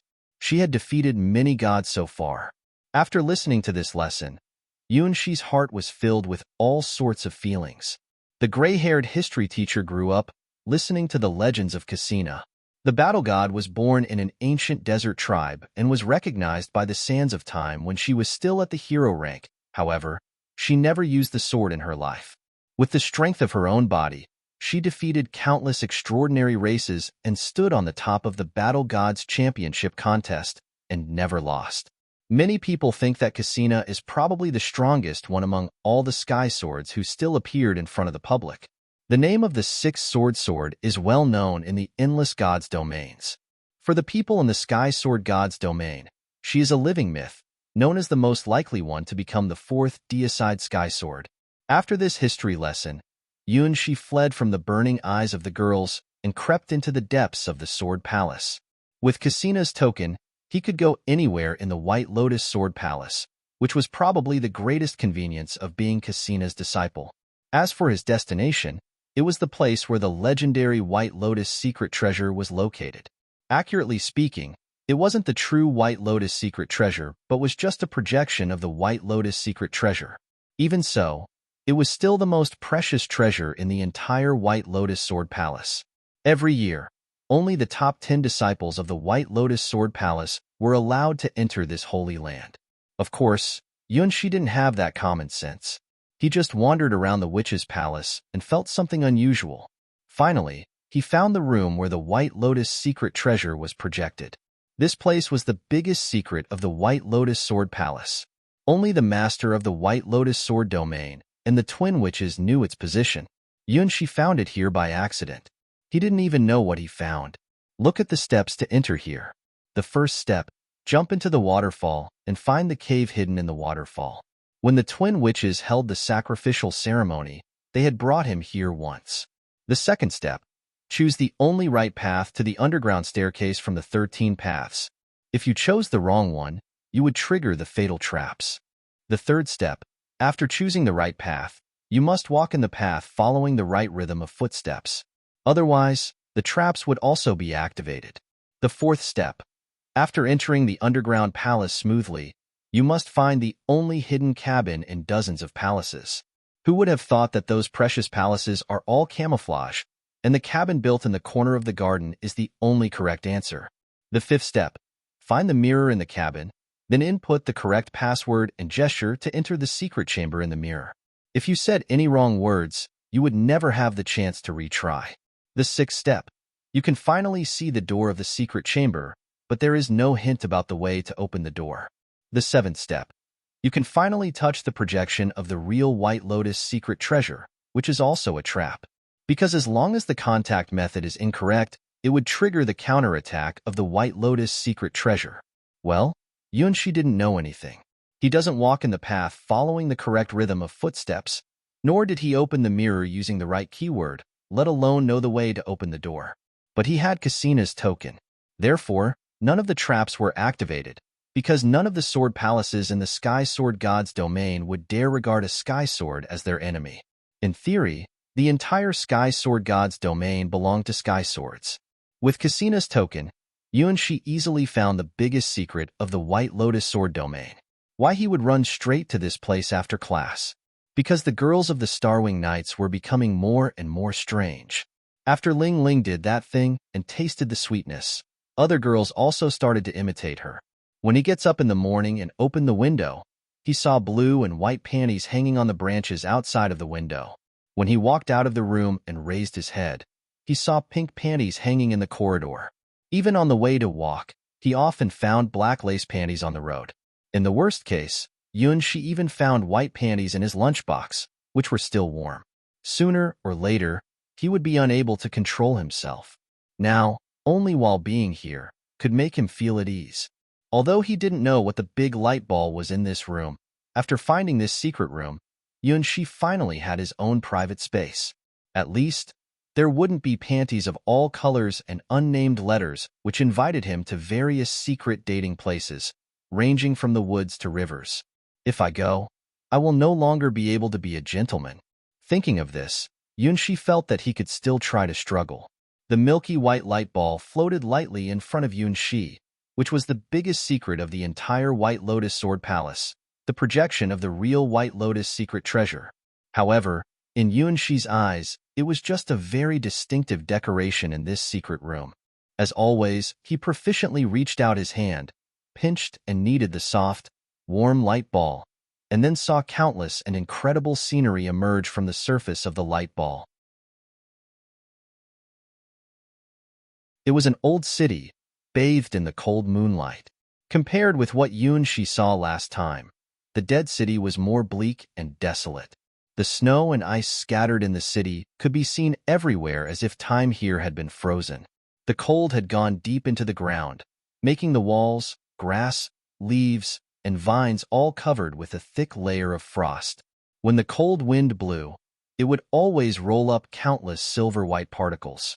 A hunter in black sat in the center of the deserted city, and the magic sword inverted beside him still retained traces of blood. His old face looked at the boundless clear sky, looking at the distant blue horizon and cold moon. Quietly, it seemed that he was the only one left in the world. The sadness, joy, and warmth in his life had all disappeared, leaving countless ghosts around him like nightmares. It was the highest inheritance of the ghost sword domain, forbidden siren sword. Boiling volcanoes, endless volcanic eruptions. As if doomsday had come, the ocean of lava had devoured the earth, mountains, forests, and everything else in the world. Above the lava ocean were dark golden clouds that were constantly churning and dropping fiery red bubbles of lava. Like the real ocean, the lava ocean was also vast and boundless. At the end of sight, white, dazzling lava waves heaved wave peaks of hundreds of feet tall, rolling up one wave of lava after another and hit the red, sulfurized coast of rock. From time to time, there were lava pillars rising to the sky and bombarding the dark golden clouds in the sky, triggering earth-shaking explosions. It was the inheritance of a sky sword, the nuclear sword. In the distance, the sky hid in endless darkness, indicating that a storm was coming. The wind was driving fast-moving clouds, rapidly devouring the twinkling stars. Beneath the storm was an endless, dark, and terrible sea. The storm was galloping with thunder and red fire serpent-like lightning flashed across the dark sky one after another, illuminating the waves roiling in the chaotic and turbulent tide. In the storm, the sky and the earth were as dark as hell. The only light was the thunder and lightning rolling in the clouds. In the storm, there were spirits flying, which was the natural phenomenon that represented disaster and death. Numerous runes loomed in the storm, which was the source of the storm, and the evil words of the spirits. It was the inheritance of another sky sword, Storm Sword. Not this one. Oh, neither this one. Yunshi pinched the light ball 1, 2, 3 times, but still didn't find his favorite scenario. What he wanted was a scenario that could let him calm down. None of the Dead City, Lava Sea, or Storm met his requirements. They all were too fierce. Being pinched and kneaded by Yunshi, the light ball reluctantly changed the scenario inside it again, and finally showed him the scenario he liked. Well, that's it. Yunshi let go of the light ball contentedly, put his hands behind his head, and looked comfortably at his favorite scene. It was a pair of Bodhi trees, the only scenario in the light ball that could let him feel relaxed. Looking at the scenario, Yunshi's mind seemed to have integrated into it. Under the old Bodhi twin trees, it was cool and quiet. Even when bees and butterflies flew under the shade, their movements would become gentle. Even the chirps of cicadas became very gentle. The lovely green grass under the Bodhi twin trees was not mixed with a bit of yellow color, and the slender stems stood upright without any shake. As if the Bodhi twin trees were having a sweet dream, there were innumerable bundles of yellow flowers hanging on the branches of the Bodhi twin trees, and the fragrance would percolate into his lungs every time he breathed. Not far away, there was a clear, bottomless river over there. Translucent fish swam in the river happily and sometimes jumped out of the water, leaving a beautiful spray in the air. Looking at this wonderful scene of nature, Yunshi sat quietly in the shade of the tree and naturally felt that his body and mind were relaxed. This scenario was Yunshi's favorite among all the scenarios in the light ball. As long as he looked at it, his heart would naturally calm down and forget all his troubles. Sitting under the Bodhi twin trees, Yunshi felt that everything in the world was far away from him, and his mind was naturally immersed into nature as if he had become a grass, a shrub, and a dust particle in the world. There was no need to think about anything deliberately. Just looking at this quiet and harmonious world, She felt his heart get healed. At this moment, he felt that he could ignore all the troubles such as the threats from his ex-girlfriends, the difficulties he had faced and was facing, and all kinds of temptations from the girls of the Starwing Nights. Ding! Ding! Ding! From nowhere, She heard the sound of a bell echoed beside his ears. The sound of the bell wasn't from any instrument, but from the depth of his soul. It was the resonance between his soul and the world.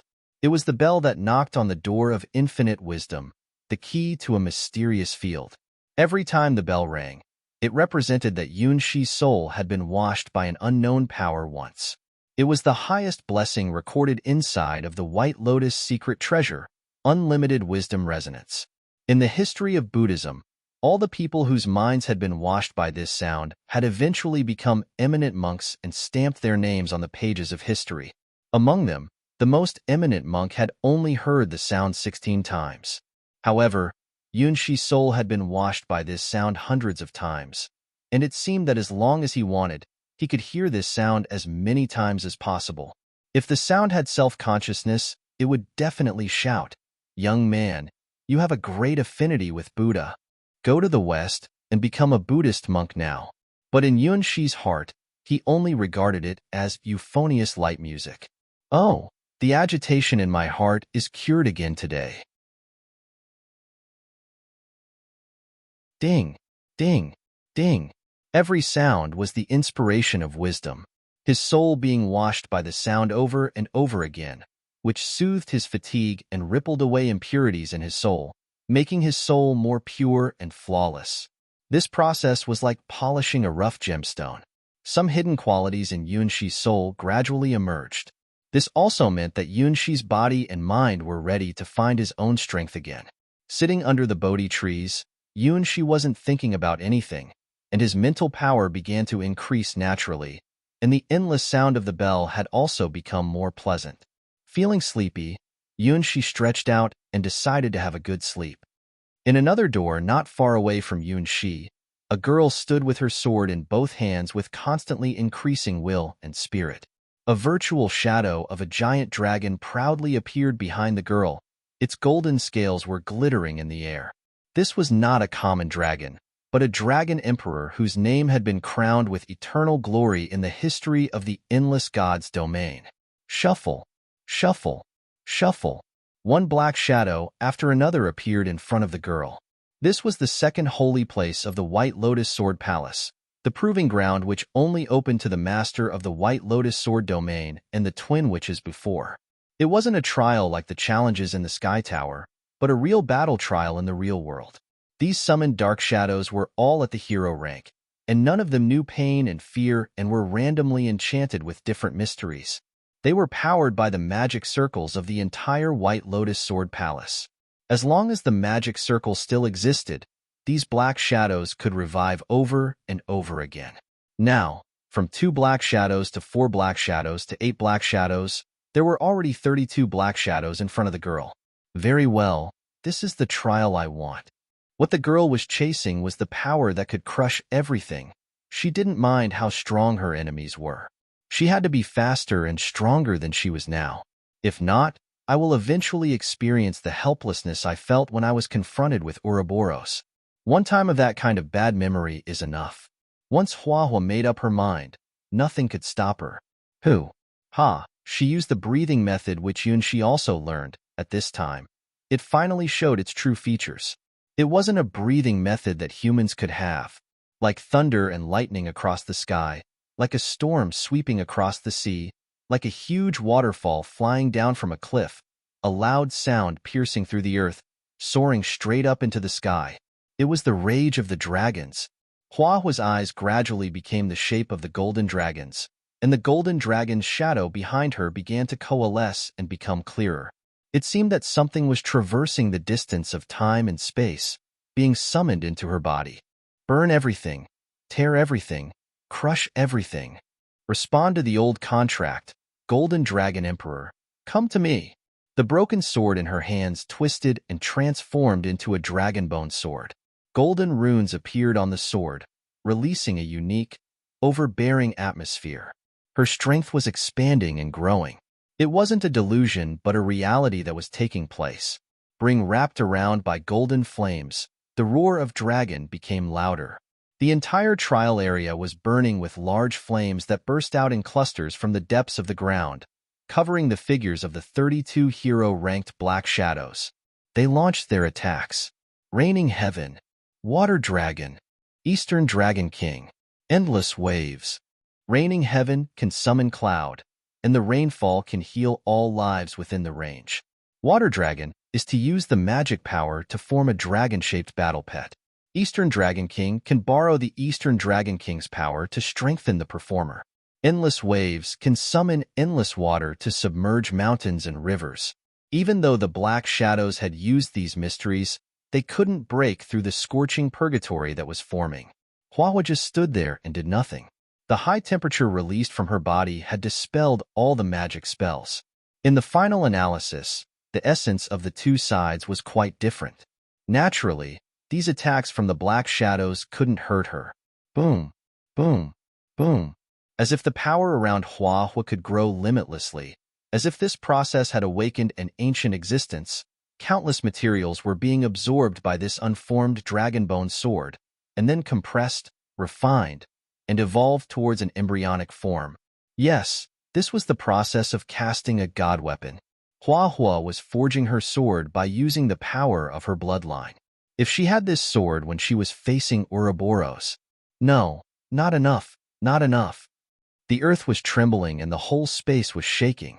With the roar of the dragon, countless lights began to wake up from the collapsing ground and then rose to the sky, flying over to Hua's palm.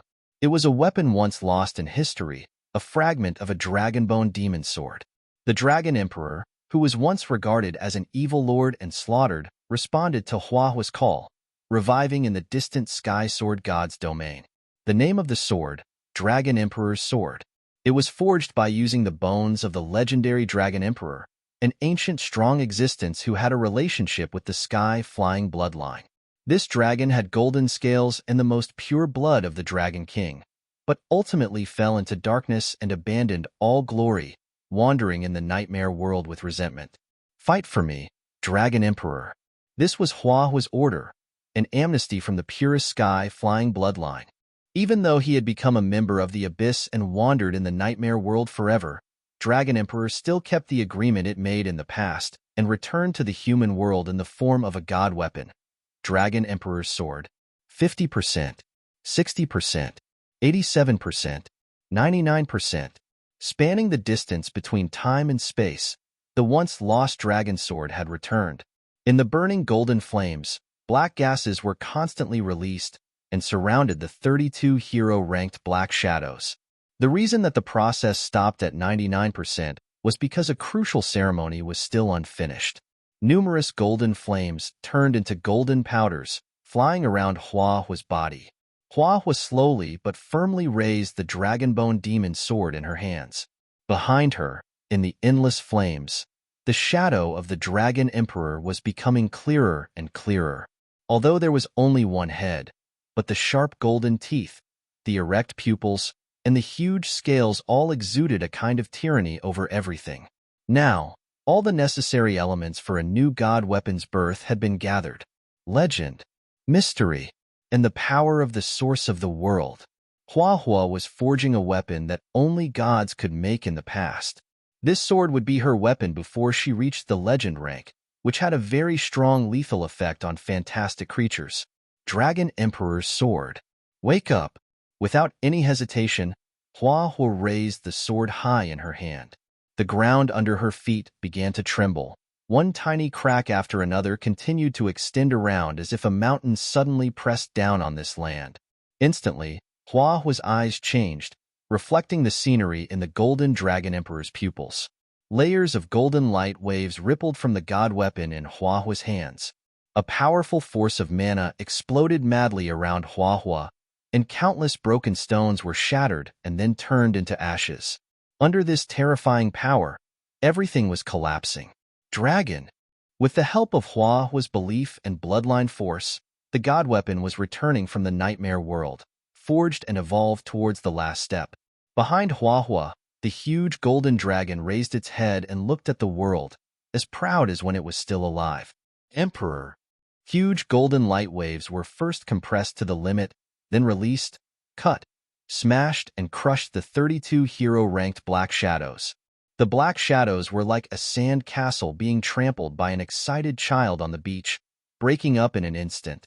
Countless golden waves of light spread wildly. The earth was burning and melting. All things in front of the stacked golden light waves equally turned into powders, and then being blown away. Sword. In the face of the Dragon Emperor's sword, even the stars would be shattered. Huahua raised the god weapon in her hands and absorbed the Dragon Emperor's shadow behind her into the sword bit by bit. Dragon soul casting, this was the last step to give spirituality to the god weapon, but also the most difficult step. 99% the previous process was for paving a way for this last step. The last 1% was the most important thing. An army formed by 64 hero-ranked black shadows appeared. The army formed of 64 hero-ranked black shadows was defeated. After touching the light waves, the new black shadows were crushed like pieces of paper in a storm, leaving no trace. The giant dragon's shadow roared and was satisfied with the girl who summoned it. Unmatched potential and incomparable internal drive for excellence.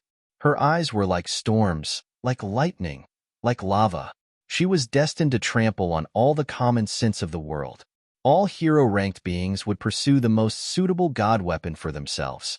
God weapons would also choose the most suitable master. Dragon Emperor, no, it's Dragon Emperor's sword now. Dragon Emperor's sword had chosen its new master. Go. The last will of the Dragon Emperor left the nightmare world, flying to the sword. The sword was forged. Dragon Emperor's sword. This was a legendary magic weapon made of the bones of the Dragon Emperor. The hilt of the sword was black with golden flames wrapped around it, and the body of the sword was made of huge dragon teeth. The sword doesn't have a blade, because this isn't a weapon that needs to tear the enemy's body with its blade. The power of the sword itself can crush everything.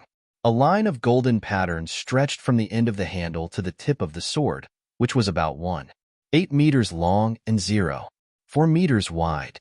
In general, the sword doesn't look like a weapon for humans at all, but rather like a giant weapon tailored for a 3-meter-tall giant. On the sword body, there was a dragon rune, which represented the real name of this dragon bone magic sword, Dragon Emperor's sword. Once upon a time, the man who forged the sword tried to give it as an inheritance from generation to generation to the successors of his eternal empire. However, this unscrupulous man who murdered the Dragon Emperor didn't satisfy his desires. The kingdom he created was completely destroyed after he died of the curse of the sword, and he didn't have any successors. The curse of the Dragon Emperor not only killed this man, but also killed all the people who participated in the battle against the Dragon Emperor and even affected those people's families and countries. They didn't expect that the Dragon Emperor would fall into the nightmare world and be transformed into one of the strongest monsters of the nightmare world. Because of this, the Dragon Emperor's curse was greatly strengthened and caused their death. In fact, the prototype of this sword had long disappeared into history, leaving only the last fragment in the mortal world. Since the battle against the Dragon Emperor, countless years had passed. The original dragon bone sword had been destroyed by the Nightmare Monarch because it thought that the sword didn't deserve to be called Dragon Emperor's sword. Don't get it wrong. The Dragon Emperor was not afraid of death when it was alive. If these people had defeated and killed it using their own power, it wouldn't mind whether or not they would use its body to forge god weapons. If they had defeated it face to face, it wouldn't mind calling this sword forged by using its bones Dragon Emperor's sword. However, the man whose name and kingdom had long been forgotten in the river of history was too sinister. He killed the Dragon Emperor's only descendant by despicable means, and used the Dragon Emperor's descendants' flesh and blood to cast a vicious curse, which corroded the Dragon Emperor's invincible dragon scales. Only then did he gather a group of people to encircle and kill the Dragon Emperor. In this process, they poisoned, cursed, trapped, and slaughtered the Dragon Emperor. They did everything they could, and finally, they gave the Dragon Emperor a fatal blow, which was by using the remains of the Dragon Emperor's only descendant. Therefore, the Dragon Emperor would never admit that such villains are qualified to use its body to forge god weapons. None of them had that qualification. With resentment, the Dragon Emperors activated an ancient contract and reincarnated its dragon soul into the most horrible nightmare world, and instantly became a lord of the nightmare world, becoming a nightmare monarch. In the next decades, it killed all the human beings who had participated in the battle against it and destroyed all the god weapons that were made of its body parts. As time went by, no one still remembered the Dragon Emperor and the people who killed it. Only the sky-flying bloodline still remembered it and summoned it by using the last fragment made of its bones. The Nightmare Monarch had long ceased being the Dragon Emperor. However, it still responded to the girl's call and recognized the girl. The sky-flying bloodline is qualified to be the master of the real Dragon Emperor's sword, and because of this reason, it returned to the mortal world again. Across time and space, across the barriers between the nightmare world and the real world, the Nightmare Monarch floated in the endless darkness, slowly opening its muddy eyes. The last golden glow began to fade away from its pupils. It was its last glorious memory.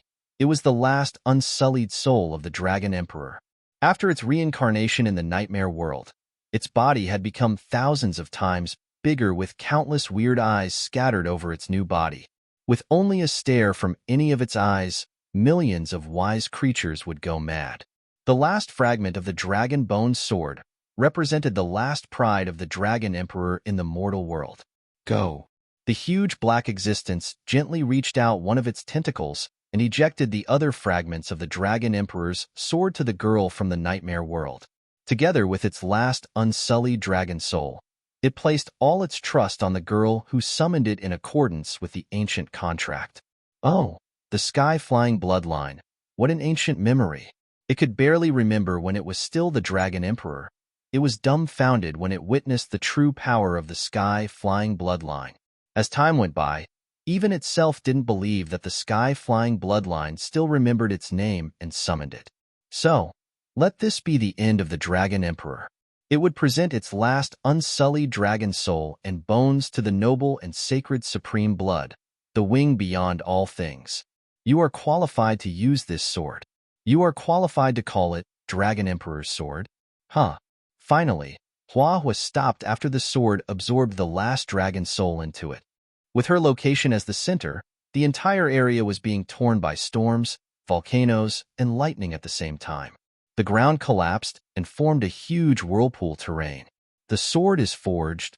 A large number of sweat beads dropped from Hua's forehead, and then were quickly evaporated by the flames on the Dragon Emperor's sword. Being surrounded by scorching flames, the girl's eyes became firmer and more confident. She hadn't reached the hero rank, but could forge her own god weapon. Hua trampled again on the common sense of the entire Sky Sword God's domain, and even the entire Endless God's domains. As long as she wanted to, she could do anything. What she wanted would become unshakable truth. This was the power of the sky-flying bloodline. Ding, ding, ding. In the room of the White Lotus secret treasure, Yunshi suddenly had a premonition and woke up from the sound of the bell. It was a kind of premonition you had for no reason. Like an intuition from heaven, he felt as if something bad for him had been born somewhere. It's dangerous, very dangerous. What is it? Yunshi racked his brains and could not figure out why he had such an intuition. He had a feeling that the danger was very close. Will there be anything in the White Lotus Sword Palace so dangerous? Not far away from where Yunshi was, in the place for trials. Good. Perfect weight, perfect length, perfect width, perfect sword. Hua was testing the sword. The Dragon Emperor's sword was more powerful than Hua had expected. The material of the sword was almost indestructible.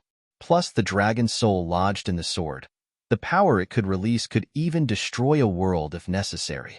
Now, if she faced Ouroboros again, even if she didn't use her sky-flying bloodline, she had the confidence to punch its teeth through the back of its skull. Any females who dare to touch my little she is my enemy, Hua announced while dangerous lights flashed through her eyes. Above her forehead, A strand of hair rotated and warned its master. Wait, more enemies? Hua Hua looked at the dense red dots in her jealousy radar. She always wondered if her jealousy radar had been broken after she came to the White Lotus Sword Palace. Why do the red dots, representing the enemy, increase every day? She almost had an intensive phobia because of this. Ignore all miscellaneous, little fish. With a sweep of her fingertips, Hua Hua wiped out most of the tiny red dots on the panel of her jealousy radar. Are these people particularly interested in little she? According to Hua Hua's past experience, most of the remaining red dots should be Yuanshi's other childhood sweethearts. They were her most dangerous enemies, and she would never relax her vigilance of them. Fortunately, I forced little she to be my maid. Hua Hua patted herself on the chest. She couldn't imagine what would happen if she didn't force Yuanshi to inherit the great swordsmaid's inheritance. Humph, even in this situation, there are still so many girls who want to become intimate with my little she. If they know he is a man, I can't imagine how many girls would pursue him. Yawn. Yuanshi suddenly had a chill in the room. He was more and more sure that danger was approaching. Anyway, I will never give my little she to anyone. None of Yili, Phyllis, and Miley can succeed. Neither the girls of the Starwing Knights, Moo, or the Twin Witches. After targeting all the red dots on the panel of her jealousy radar, Hua Hua's eyes became firmer. The childhood sweetheart must be the final winner. No matter how many enemies she would encounter, or how strong her enemies would be, she would win the war. My ancestor, bless me. Stabbing the Dragon Emperor's sword into the ground, Hua Hua prayed to the source of her bloodline. In the vague aura surrounding her, there were feathers appearing behind her. Well, break time is over. Yuanshi reluctantly let go of the big light ball.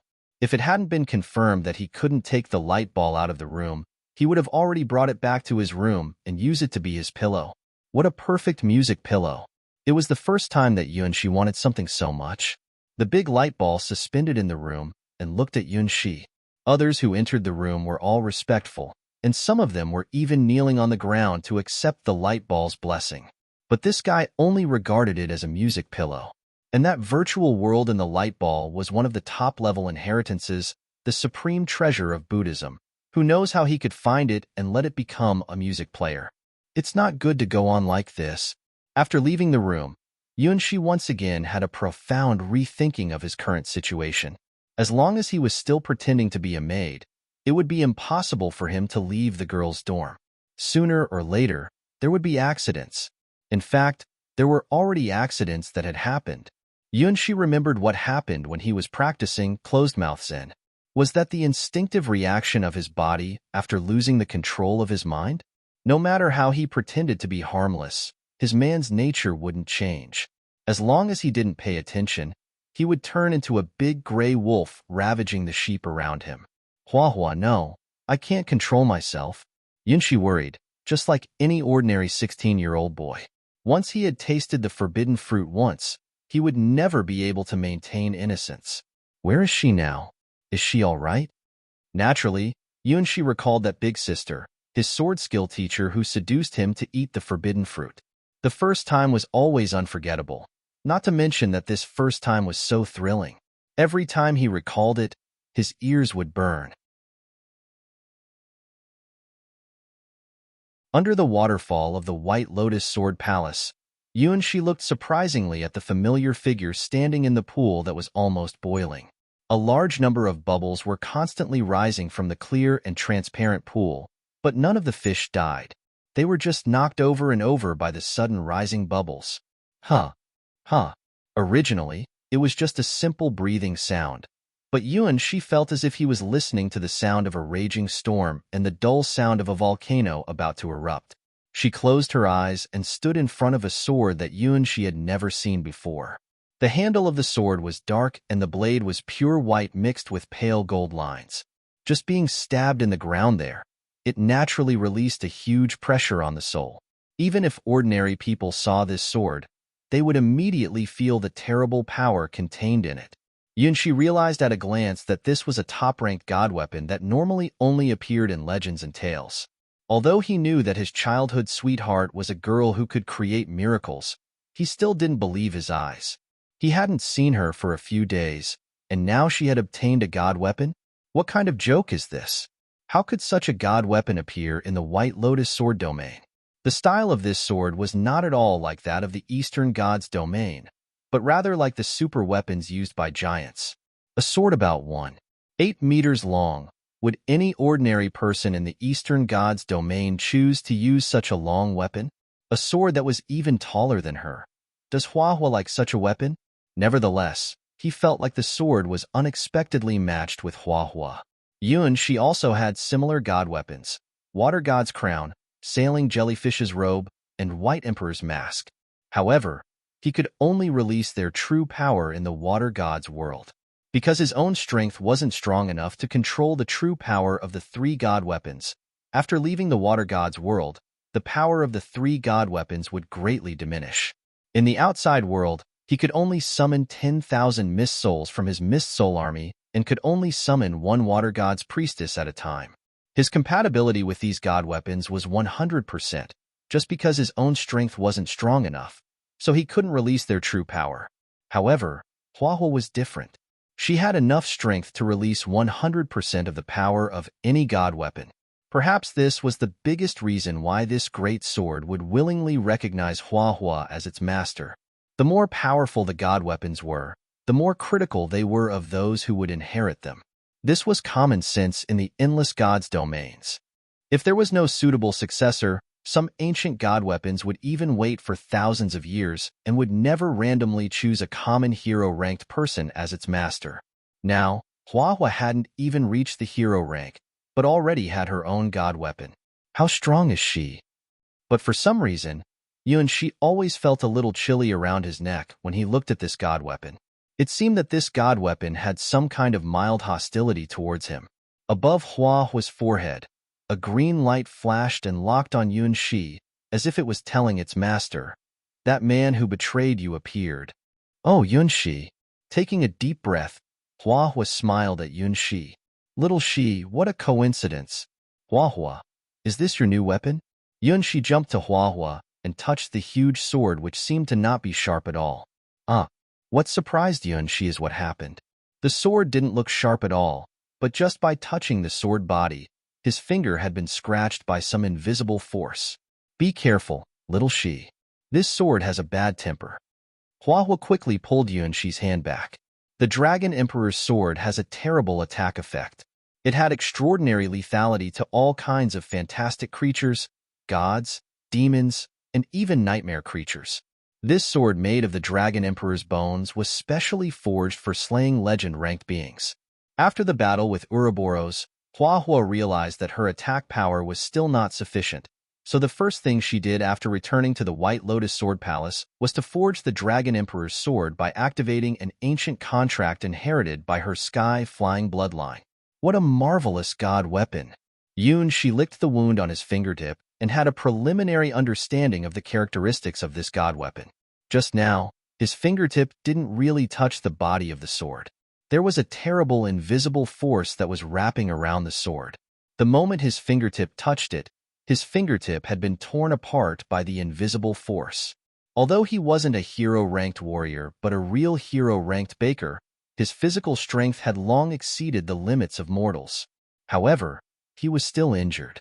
If Huahua used it to release her sky-flying sword, she could probably kill a real legend-ranked dragon in the twinkling of an eye. "This sword is prepared to defeat a strong enemy," Huahua said as the sword turned into a shadow and entered her body. It was proof that she had absolute control over the Dragon Emperor's sword. "Are you all right?" Gently pulling Shi's hand, Huahua stretched out her tongue and lightly licked Shi's wound. "That's all right. It was just a little scratch." Shi looked at his childhood sweetheart with tender eyes. "Gentle and strong. Be aggressive and enthusiastic. Like the Queen of Summer, like the Golden Sun." This is his childhood sweetheart, his first love. Now, his first love was still ongoing. The Great Xia Empire, in the Great Xia Palace. "What? Someone bullied my sister?" Xia Jia, one of the most outstanding geniuses of the Great Xia Empire, the first heir of the Great Xia Empire, roared and pounded on the red iron table in his room. Who dared bully my sister? After receiving the report from his subordinates in the White Lotus Sword domain, he was surprised to know that there was actually someone in that remote sword domain who dared to bully Xialing, his favorite little sister. Speaking of the White Lotus Sword domain, he had also been there as a transfer student. This was an open secret of the Great Xia Empire. The White Lotus Sword domain itself was not worth mentioning, but there was the White Lotus secret treasure left by Yunhai the Swordmaster there. No one knew what the real White Lotus secret treasure looked like. No one had ever seen the true White Lotus secret treasure, but the projection of the White Lotus secret treasure was real. As long as you had seen the light ball, you would instinctively be awed by this mysterious treasure. Xiajie himself also got his benefits from the projection of the true White Lotus secret treasure, which eventually let him be recognized as the first heir of the Great Xia Empire. Just like him, his sister also went to the White Lotus Sword Palace. Like him a few years ago, Xialing was also recognized as a genius in the Great Xia Empire. From childhood to childhood, Xiajie loved this sister dearly because she was the most similar to himself. Both of them were talented and willing to make the effort to improve themselves. They were far superior to other royal families of his own generation. How could anyone beat his sister in such a remote sword domain? No, I have to go and see it with my own eyes. Whoever bullied my sister has to pay a price. The irrepressible Xiajie immediately began to order his own people, ready to go to the White Lotus Sword domain. Not only Xiajie, but also all the ancient families began to send people to this remote sword domain through the Star Bridge, because all of them knew how special the White Lotus secret treasure was. Many people flocked to the White Lotus Sword domain, and the local people of the White Lotus Sword domain enjoyed the most shining moments in their lives. On that day, all the people who had experienced the blessing of the White Lotus secret treasure were contested by the forces from all over the Sky Sword God's domain. Oh, you are a cook? Go with us. Since you have been blessed by the White Lotus secret treasure, you must be a great cook who can make sparkling fried rice with eggs. Oh, you're a town guard who took an arrow in the knee? That's all right. Come and marry the most beautiful girl from our family. What? Your child has also been blessed by the White Lotus secret treasure? Oh, come here, good boy. Do you want to eat sugar? If you go with us, you can eat sugar every day. For a time, all people who had been blessed by the White Lotus secret treasure became shopping rush goods. Especially those children. They had great potential. The major family forces had long parceled them out in the first several days. Not only humans, but even cats, dogs, and other animals had been robbed. The detectives of the major forces even fought for these animals. When the people of other gods' domains came, they surprisingly found that they could not even find a stray dog. In just a few days, 99% of the ordinary people living in the Sword Tip area had been recruited by various forces. Many people moved away happily, and all their remaining properties were sold at stunningly high prices. In just one night, the price of houses in the White Lotus Sword domain began to rise. Even the prices of the farthest houses had risen dozens of times. Now, even the toilets near White Lotus Sword Palace could be sold at a staggeringly high price, and most of the owners of the toilets weren't even willing to sell the toilets in this situation. If it wasn't because the White Lotus Sword Palace was the highest school in the White Lotus Sword domain, these crazy people would even buy every brick and tile of the White Lotus Sword Palace. The forces who came too late couldn't even buy a stray dog. In this situation, they moved their eyes to the disciples of the White Lotus Sword Palace. If it was unusual, even if they knew that the Sword Palace was also a strong force, the major forces of the Sky Sword God's domain wouldn't mind dividing it up by force. However, they couldn't do this. To be precise, they didn't dare do this, because that was still suspended above the White Lotus Sword Palace. Cassina the Battle God's floating ship, the Sands of Time. Cassina the Battle God. Her name was the strongest deterrence to all forces. Even the strongest family didn't dare to show any irreverence in front of Cassina. To provoke a Sky Sword was equal to seeking one's own death in the Sky Sword God's domain. Therefore, no matter what they thought, no matter how eager they were for the disciples of the White Lotus Sword Palace, all forces could only follow the common rules, using various temptations except for violence to allure the disciples of the White Lotus Sword Palace. Nevertheless, there were still innumerable subtle influences they could use. All disciples of the White Lotus Sword Palace were their targets. They were even willing to throw money at the mortals living outside of the Sword Palace, let alone the disciples of the Sword Palace. For a time, all disciples of the White Lotus Sword Palace received solicitations from countless forces.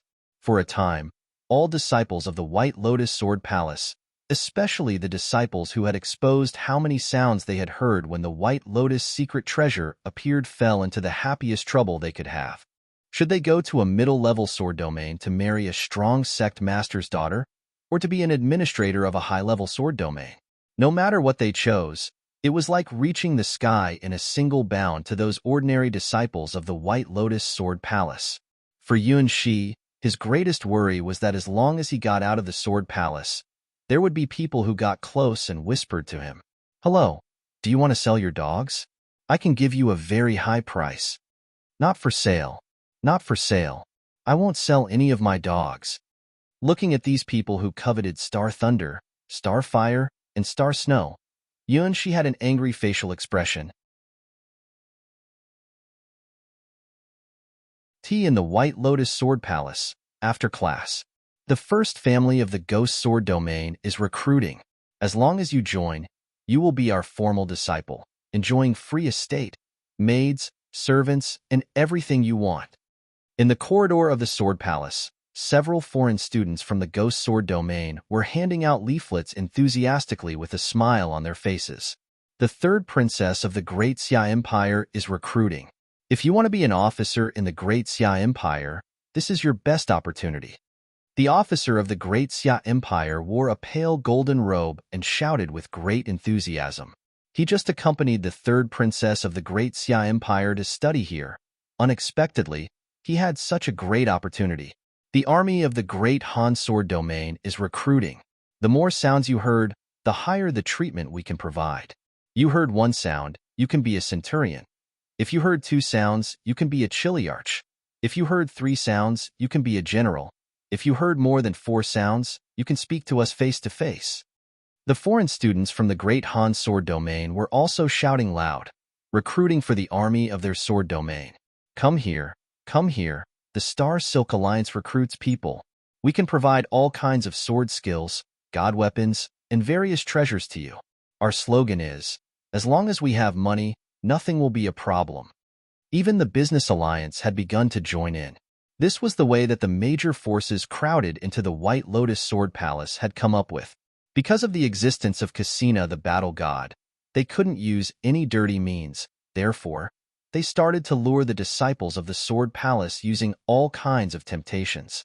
If both sides thought that it was a fair deal, even Cassina the battle god couldn't do anything to stop them.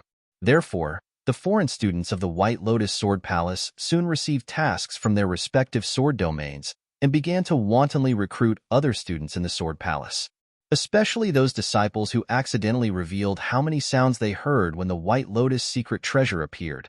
Everyone became the hottest target, and for those who didn't disclose how many sounds they had heard, there were also methods for giving a vague guess. All the disciples of the White Lotus Sword Palace were listed by the major forces. At the top of the form was naturally Hua Hua, who crushed all her rivals before entering the Sword Palace, and the second was Xia Ling, the princess of the Great Xia Empire. Behind them were other hero-ranked disciples. Incidentally, Xiao Chao had also entered the top 10 list because of her performance at the Battle Gods Championship contest. All the members of the Starwing Knights were ranked very high. Hua Yu's rank was 12th in the list, which was even higher than a lot of hero-ranked old disciples. The entire Starwing Knights had long become a coveted target for all the forces from top-ranked sword domains. If it wasn't because of Cassina's deterrence, these girls would have been divvied up by all the major forces. Even the maid in the Starwing Knights, because of his 3 little puppies, was watched by many people. Every day when Yunshi went out, there would be people asking how much they could buy the 3 little puppies for. They didn't care about the money. As long as the problem could be solved with money, it wouldn't be a problem. Unfortunately, they were denied entrance at the door. How could Yuan Shi sell the Star Spirit team that Mayer built for himself? Not only Yuan Shi, none of the members of the Starwing Knights even considered the seemingly attractive conditions set forth by these forces. From Hua Yu, Xiao Chao to any of the ordinary members of the Starwing Knights. All of them refused the invitations from these forces. Are you kidding me? The Starwing Knights are May's knights. We won't leave without May's permission. Not knowing why they refused, all the representatives of the major forces were bewildered. Are you really girls from common families? Facing the solicitation of forces from top-ranked sword domains, shouldn't you catch this great opportunity to join us? What are you waiting for? We can give you a greater future and let you become the highest type of human being. There is a common rule to absorb outstanding geniuses from common families into the upper classes. Why did these village girls refuse our kindness? Are you so willing to stay in the Starwing Knights, which sounds like a knights group in a young girl's romantic dream? Are your heads broken? Or has the entire Starwing Knights already been taken by some concealed family or sect? After some investigation, they had to admit that the entire Starwing Knights may have joined a famous family. Their leader, Hua Yu's family. After all, even in the entire Western Gods domain, Hua Yu's family was one of the oldest and the most legendary one. They had to sigh for Hua Yu's good luck. Who would expect that an unknown knight group, which was formed because of their leader's romantic idea, would be so united and so lucky? Even after all the members being blessed by the White Lotus secret treasure, none of the members were willing to leave. Even so, they didn't give up trying. So the girls of the Starwing Knights were still being harassed every day by the predecessors of the White Lotus Sword Palace, which accidentally gave Yuanxi some breathing room. However, in this storm, he himself also had difficulties keeping out of the affair. May, my family likes dogs best. Would you like to come to my house with the 3 cute puppies? After being refused many times, the female disciples of White Lotus Sword Palace also learned the way to deal with Yuanxi. They never mentioned their purpose of buying Star Thunder, Star Fire, and Star Snow, but focused their attention on Yuanxi. I know you like dogs, and everyone likes dogs, but why are you so close? Yuanxi suddenly found that he was separated from one whirlpool and involved in another. Is this a delusion? It must be a delusion. Why are the ladies of the White Lotus Sword Palace beginning to learn from the girls of the Starwing Knights? Remember, you are ladies. You should be highly cultured and steeped in propriety. So don't get so close, please. As the old saying goes, there is no impervious wall in the world. If there is a secret, then it will be leaked sooner or later. Ladies from famous families in the Sky Sword Gods domain were eager to join the Starwing Knights. After using all kinds of methods, they finally knew the most important condition for joining the Starwing Knights. It was an unexpected condition, but thinking again, the condition was indeed reasonable. May, will you give me a single hair from your head? I've heard that this is a prerequisite for joining the Starwing Knights. No wonder Mei Lan always rejected my application before. Rest assured, everyone here will keep it a secret. Give me your hair, May. Looking at the girls' excited eyes and their approaching full bosoms, Yuanxi felt dizzy and almost agreed. Hey, should a gentleman refuse a lady's request? Anyway, there are still a lot of seeds, and the ladies in front of me are also cultured girls from famous families. Should I give them all the remaining seeds? But if it goes on like this, will I drop hair too fast and become bald one day? May, don't be fooled. Looking at Yuanxi, who almost surrendered to the girls around him, Hua Yu finally couldn't bear it and was trying to persuade him. With her superior strength and breasts, she pushed aside the girls around Yuanxi, pressed her hands on Yuanxi's shoulders, and said in all earnestness, May, the Starwing Knights can't be so easy to enter. Now the Starwing Knights had long not been the first small group of girls who were blessed by May. Even though she didn't expect that this small group would develop to today's level, it made the major forces in all the Sky Sword Gods domain feel envious. Having truly felt the power of May's blessing, Yuanxi's seed, she had regarded all the members of the Starwing Knights as her companions. They were not superiors and subordinates, but the real knights who gathered around May and fought for May. Feeling the power of blessings every day, every hour, every second, the relationship amongst everyone and May were becoming deeper and deeper. May's blessing isn't so cheap. Hua Yu glanced at the girls who thought that May's blessing was easy to obtain and didn't know how precious it really was. Their outlooks were too narrow. If people knew the true power of May's blessing, It would cause a mess that wouldn't be inferior to the great disturbance for the appearance of the White Lotus secret treasure. Hua Yu was born in the most famous family of the night god's domain. She was certain that the rank of Mei's blessing was even higher than the blessing of the White Lotus secret treasure. It shared Mei's unlimited possibilities with all the members of the Starwing Knights. Otherwise, it was impossible to explain how these ordinary girls suddenly became geniuses in such a short time. As the leader of the Starwing Knights, except for Mei, she knew how many sounds every girl of the Starwing Knights had heard, which undoubtedly couldn't be announced to anyone. What's more, Mei's blessing wasn't a once-only use. As long as they were still around Mei, their talents would still slowly increase. This could be proved by her own growth. Hua Yu's White Golden Rose bloodline was one of the strongest bloodlines of the Night God's domain. All people who awakened this bloodline had become world-famous heroes in history. As the only one in the Starwing Knights who could compete with Xiao Chao, the power of her White Golden Rose bloodline had begun to show, which could be clearly seen from her hair color. Her originally golden curly hair was gradually turning to a platinum color, which was the proof of her legendary bloodline, the evidence of her talent that was constantly sublimating. Mei's blessing could even strengthen her White Golden Rose bloodline. And Mei just gave this blessing to all the members of the Starwing Knights equally? After realizing this, Hua Yu was really shocked. Only she really realized how terrible the power of this blessing was. It was a miracle that was even strong enough to break the common sense of the world. How can you understand what kind of blessing this is? In this half-tone of curiosity, I do not admit that you are eligible to join the Starwing Knights. If Mei really recognized you like she recognized Mumu before, I wouldn't object. However, it's obvious that your motivation is not pure. Your enthusiasm is fake. Why your family and my family have a good relationship. Why do you refuse us? Please, give us a chance, said the noble girl from Li family. Her family was one of the branches of the Li family in the Great Tang Sword domain and had a good relationship with the Hua family. Hua family wasn't the first family in the White Lotus Sword domain. Yun family had a longer history than Hua family, and Xia family had the most powerful army in the White Lotus Sword domain. The Hua family in the White Lotus Sword domain was a branch of the main Hua family in the Western Gods domain. In some sense, they were still outsiders in the eyes of these local families. Because she monopolized the Starwing Knights, the girls from other families had long treated her as a thorn in the flesh. You guys, do you really think so? Hua Yu shook her head and then pulled Yunxi's hand. If you really want to join the Starwing Knights, then first, make an oath. You, from toes to hair, from body to soul, must all be Mei's. No matter what you encounter, no matter what you face, you must remain faithful and fight for Mei. Hey, this is different from what we heard. Isn't Mei's hair the token to join the Starwing Knights? Sworn loyalty to Mei? A maid? Are you kidding me?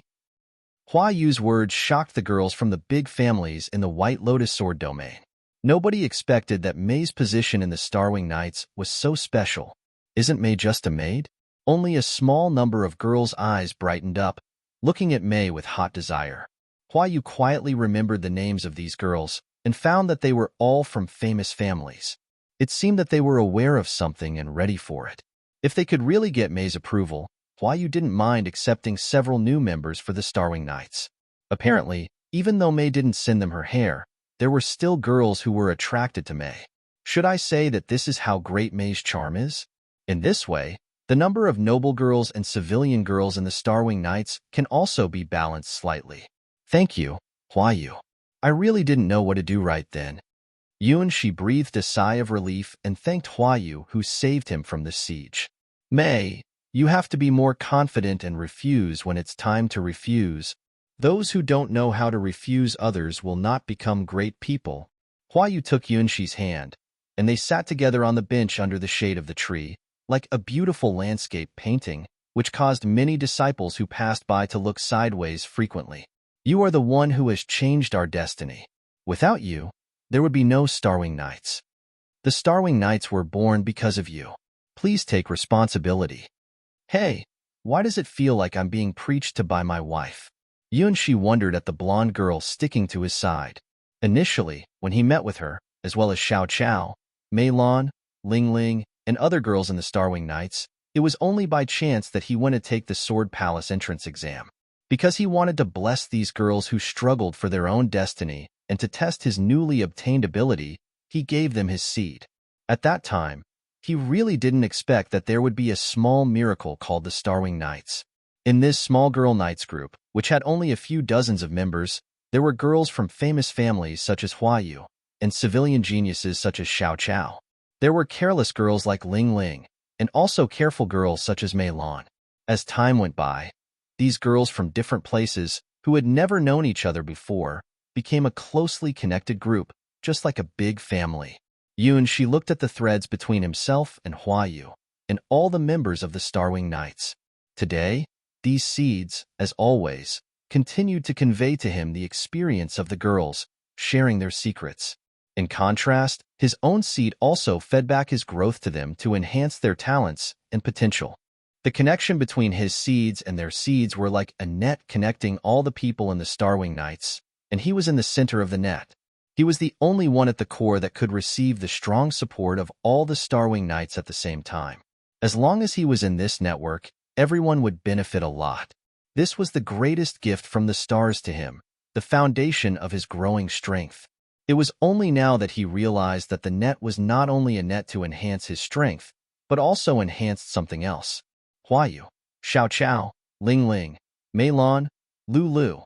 The experience he received from them was obviously more than that of the other girls in the Starwing Knights. Under the principle of equivalent exchange, the experience they received from Yunshi's seed was also more than that of other girls. If thread could be regarded as a relationship, then the relationship between them and Yunshi was deepening, and even the color of the thread seemed to have changed slightly. I never heard of this evolutionary direction. Yunshi found that he had woven the web, but he himself was also caught in the network called the Starwing Knights. Your blessings are very, very precious. May, please cherish the opportunity to send your best wishes in the future. I don't refuse seeing more girls joining the Starwing Knights, but please, choose the girls who deserve your blessing. They can be common people who don't have super talents like Mumu and Robin, but they can't be shallow ladies from noble families. If you really want to choose new members, then I'll recommend them to you. It was not selfish for Huayu to recommend the girls she knew. For Mei, who was bound to have a great future, the initial team was very important. The girls she wanted to recommend were not only beautiful and well-behaved, but also were the ones who were really attracted by Mei. In addition, they all had the same characteristics, that was, because of good nutrition and excellent exercise from childhood, their bodies were perfect, and the size of their breasts was far above average. Well, that was the criterion for Huayu to choose new members. Whoever can't even reach the standard figure has no chance of joining the Starwing Knights. The multi-headed demon dragon's blood was just a slim, unrealistic hope. The real talent is actually visible and tangible. Instead of pursuing unrealistic hope, Huayu preferred to recruit new members who had shown their talents. After all, Mei really likes big tits, doesn't she?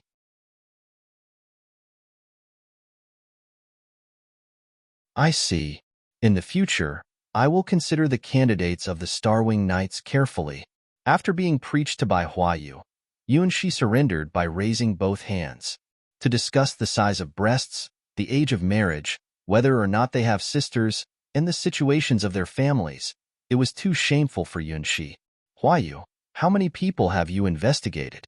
How can you know their interests, hobbies, and even the size of their breasts clearly? What a terrible action force it is. The leader of the Starwing Knights is too terrible. So, Mei, how many more people can you give your blessings to? All of a sudden, Huayu asked a crucial question. Oh, there are still dozens of. Yunshi covered his mouth.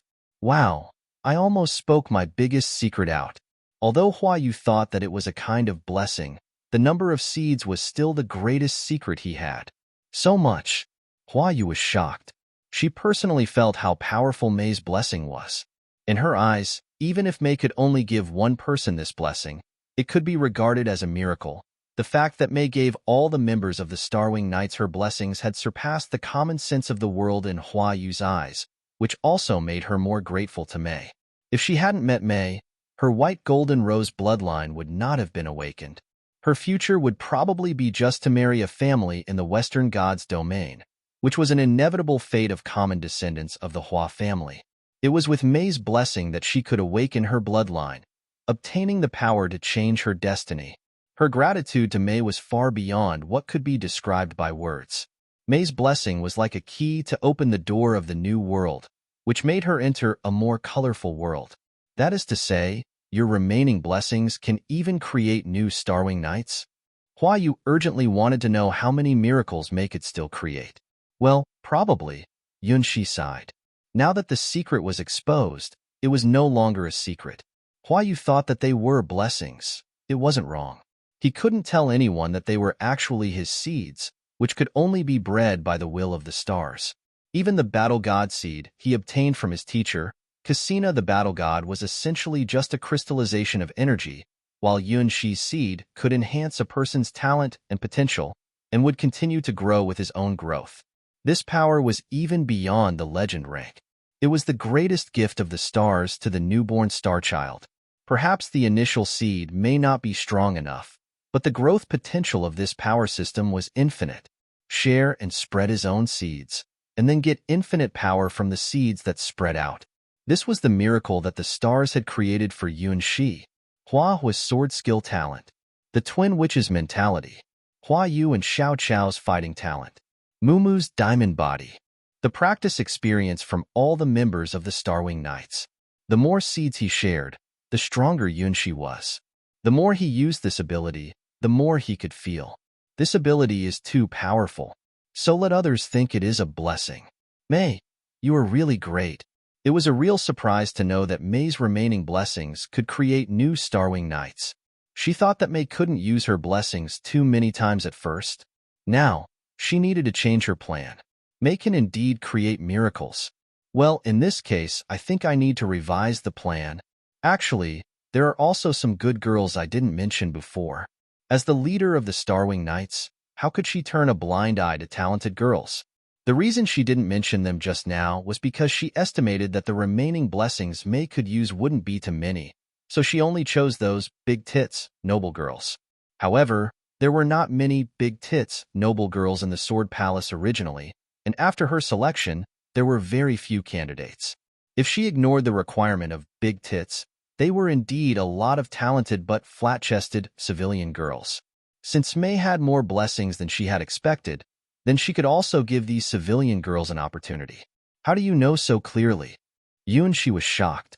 Originally, Hua Yu not only knew the information of noble girls well, but also knew the information of civilian girls clearly. From their birthplace to the sword skills they were good at, their heights, weights, and even whether they had marriage contacts. She collected all the girls' information. The leader of the Starwing Knights was too terrible. I have my secret channel, said Hua Yu. Under her large and snow-white right breast, an amber-colored holy beetle was firmly attached to the soft and smooth skin. Well, choosing this holy beetle as my servant is too convenient. 13 people. They were the final candidates Hua Yu chose to be the new members of the Starwing Knights. For this, she had collected the information of almost all the disciples in the White Lotus Sword Palace. What they had in common was that all of them had applied for membership of the Starwing Knights, and all of them had a special feeling for Mei. In other words, they were the girls with the symptoms of Mei poisoning. From this point of view, they had the qualifications to become new members of the Starwing Knights. Without this advantage, even a genius like Xiaoling, the princess of the Great Xia Empire, couldn't join the Starwing Knights. After all, the full name of the Starwing Knights was Mei's Starwing Knights. Did I make a terrible mistake? Looking at the information of the alternate members sent by Hua Yu, Yunxi's headache grew worse and worse. 4 noble girls from 4 families in different gods' domains. Well, this was actually a feature of the endless gods' domain era. Even before the age of the star bridges, the families at the top of their respective gods' domains had known that no one should put all of their eggs into the same basket. At their height, they would make the worst-case scenario plans for their families in advance. Before the first star bridge was built, they would spread the family's branches all over their gods' domains, and even change the names of the branches of their families, leaving only the most secret inheritance. In this way, even if the main family was involved in unpredictable disasters and was totally destroyed, the family would always have a way to continue until the day when the family's glory could be restored. After the star bridges were built and entered the endless gods' domains era, these big families had brought this practice to the extreme, not only in the gods' domains where they lived, but also in the most remote gods' domains. They would settle their branches there, opening up new lands. Because there were more opportunities in the new gods' domains, some frustrated children of their families would even voluntarily apply to start new family branches in these remote gods' domains. It must be said that these ancient families do have their own unique way of survival. At this moment, the 4 candidates of the Starwing Knights were from 4 different gods' domains. They were all from the Western gods' domain, but their families had branches in the White Lotus Sword domain, and they had a good friendship with Hua Yu's family. It was because of this that they knew what earth-shaking changes have taken place inside of Hua Yu's body, and what an amazing miracle the legendary Mei's blessing was. As for Hua Yu's recruiting them into the Starwing Knights, wasn't only because they had big tits, but also because they had sharp observational skills. Excellent talent, clear world outlook, coupled with a keen sense of new trends, they were worthy of being White Lotus Sword domain's most outstanding elites in all senses. If it hadn't been for the sudden rise of the Starwing Knights, they would have been the proudest disciples of the White Lotus Sword Palace. After the White Lotus secret treasure appeared, they also received invitations from various forces, but none of them said yes. They were waiting for an answer from the Starwing Knights. Which god's domain? Night god's domain. Yunshi looked at the list in his hand. Among the 4 candidates, 3 were from the Night god's domain, where Hua Yu's main family was located. The Night God's domain was a super god's domain even in all the Western God's domains. Known as the Sword of the Western God's domain, it had a large number of legendary knights whose history could be traced back to the most ancient era. The remaining one was from the mysterious Witch God's domain, which was a special god's domain famous for various witches there. In that god's domain, the desire for bloodline power transcended everything. It was the homeland of all witches. Why did a witch come to the Sky Sword God's domain and stay in the small White Lotus Sword domain? She suddenly had a feeling that it was probably because the small White Lotus Sword domain was unusual. Recalling all the things he had experienced, none of them would normally happen in such a small sword domain. Moreover, according to the information provided by Hua Yu, it seemed that the 3 ladies from the Night God's domain and the witch had formed a small group and run a shop called Knights and Magic on the street outside the White Lotus Sword Palace. This shop often sold rare magic handicrafts and fine weapons from the Western God's domain and had something of a reputation in the sword tip area. Now, because house prices in the sword tip area had risen incredibly, the price of their small shop had also risen hundreds of times. Apart from this, they were still disciples studying in the White Lotus Sword Palace. Because of this, countless forces enthusiastically recruited them, and even their families had asked them to return to the Western God's domain. However, the 4 of them all chose to refuse, neither to sell the Knights and Magic shop on the street, nor to accept orders from their families to leave, but have been awaiting an answer from the Starwing Knights. Why are they so persistent? The Starwing Knights is only a temporary group of girls. Yunshi looked at their information and felt a little headache. In his mind, he was somewhat impressed by this small group called Knights and Magic. Among the noble ladies of the White Lotus Sword domain, the 4 often gathered together for tea. He remembered that 3 of them were always armed in armor, and there was always a little girl with a broomstick and pointed hat following behind them. So, she's not such a little girl. Yunshi looked at the papers. Witches didn't represent their appearance according to age, but shaped their appearance according to their magic power. Special note: the main characteristics of witches are their breasts. The stronger the magic power they had, the larger their breasts were. The oldest witch was also the woman who had the largest breasts in the world. Generally, not all descendants of witches could awaken their witch bloodline. Therefore, even in the witch god's domain, the number of witches wasn't too great. Rose was the name of the little witch candidate of the Starwing Knights. She was still small, but had shown extraordinary potential. Hua Yu's note: P.S. The size of her breasts is hidden by magic. They are much bigger than what they actually look like. So how do you even know such things so vividly, Huayu? Yunshi was totally speechless about Huayu's intelligence-gathering ability. The knights and magic group had their tactics. When they hunted monsters, the 3 knights were Rose's guards and Rose's magic was the attack method. The 4 of them all had the potential to enter the hero rank.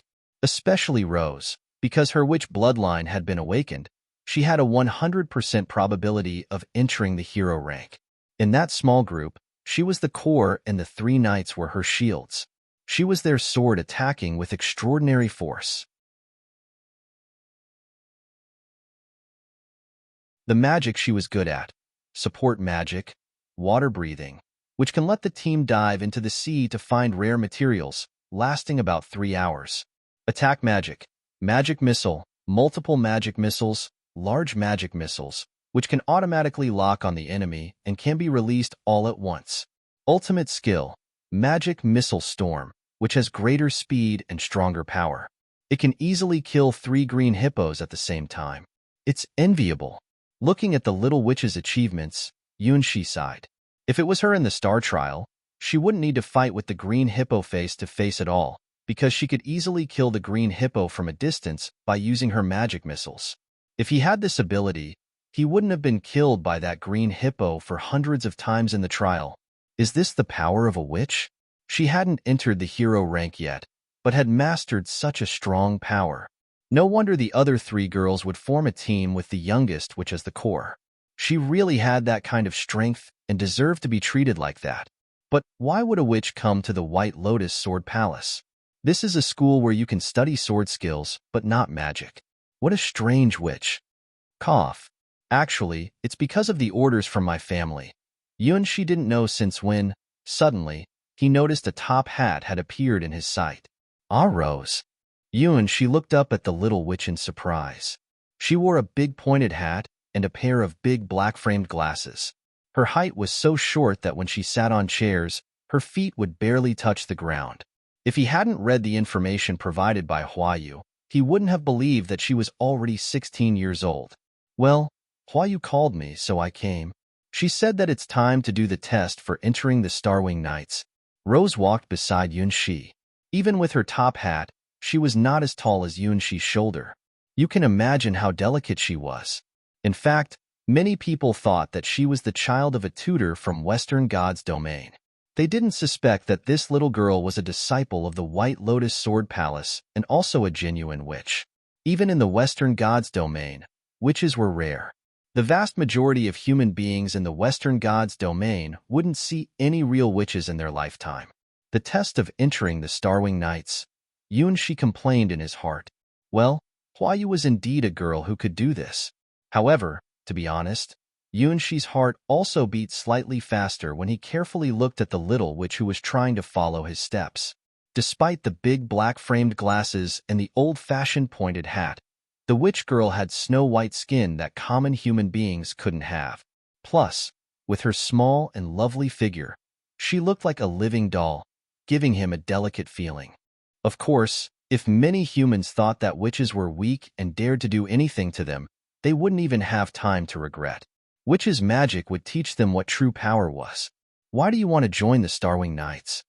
Yunshi pulled Rose's hand and felt the soft, warm hand, asking curiously. Because. May's body, no, your body. Smells good. Rose hesitated for a moment, but still told the truth. Besides, May's bread is delicious. Who gave you bread? Yunshi quickly scanned several suspects in his mind, and finally locked his target on the leader of the Starwing Knights. Huayu. It's not right to tempt a young girl with bread. A gentleman wouldn't do this. Oh, Huayu is a lady, not a gentleman. You're too young to join the Starwing Knights.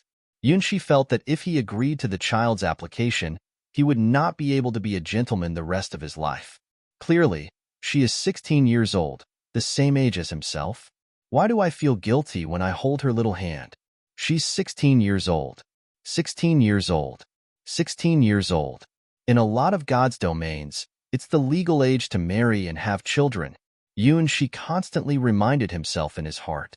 But Mumu is younger than me? Rose looked at Yunshi with some impertinence. launching a fatal blow to Yunshi's excuse. Oh, Yunshi remembered that Mumu had also joined the Starwing Knights. Her age was younger than Rose, and she was still taking basic knowledge courses with the Twin Witches. No, now I can't use age as an excuse. Well then, should I let her join? Actually, her witch bloodline is already a sufficient excuse to let her join. Well, I want to join, and they're with me. Although she was small, Rose was actually the core of the small group, Knights and Magic. She looked at Yunshi with expectations, and her small animal-like eyes made Yunshi's heart soften. I'll give you bread, and you give it up. Joining the Starwing Knights is not all good. As a knight, we may encounter dangerous things in the future. Yunshi really didn't want to commit a crime.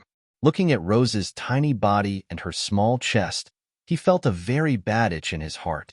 If Hua Yu's information is correct, Rose's flat chest is actually a disguise. It's hard to imagine. No matter how I observe her, she is just a little girl.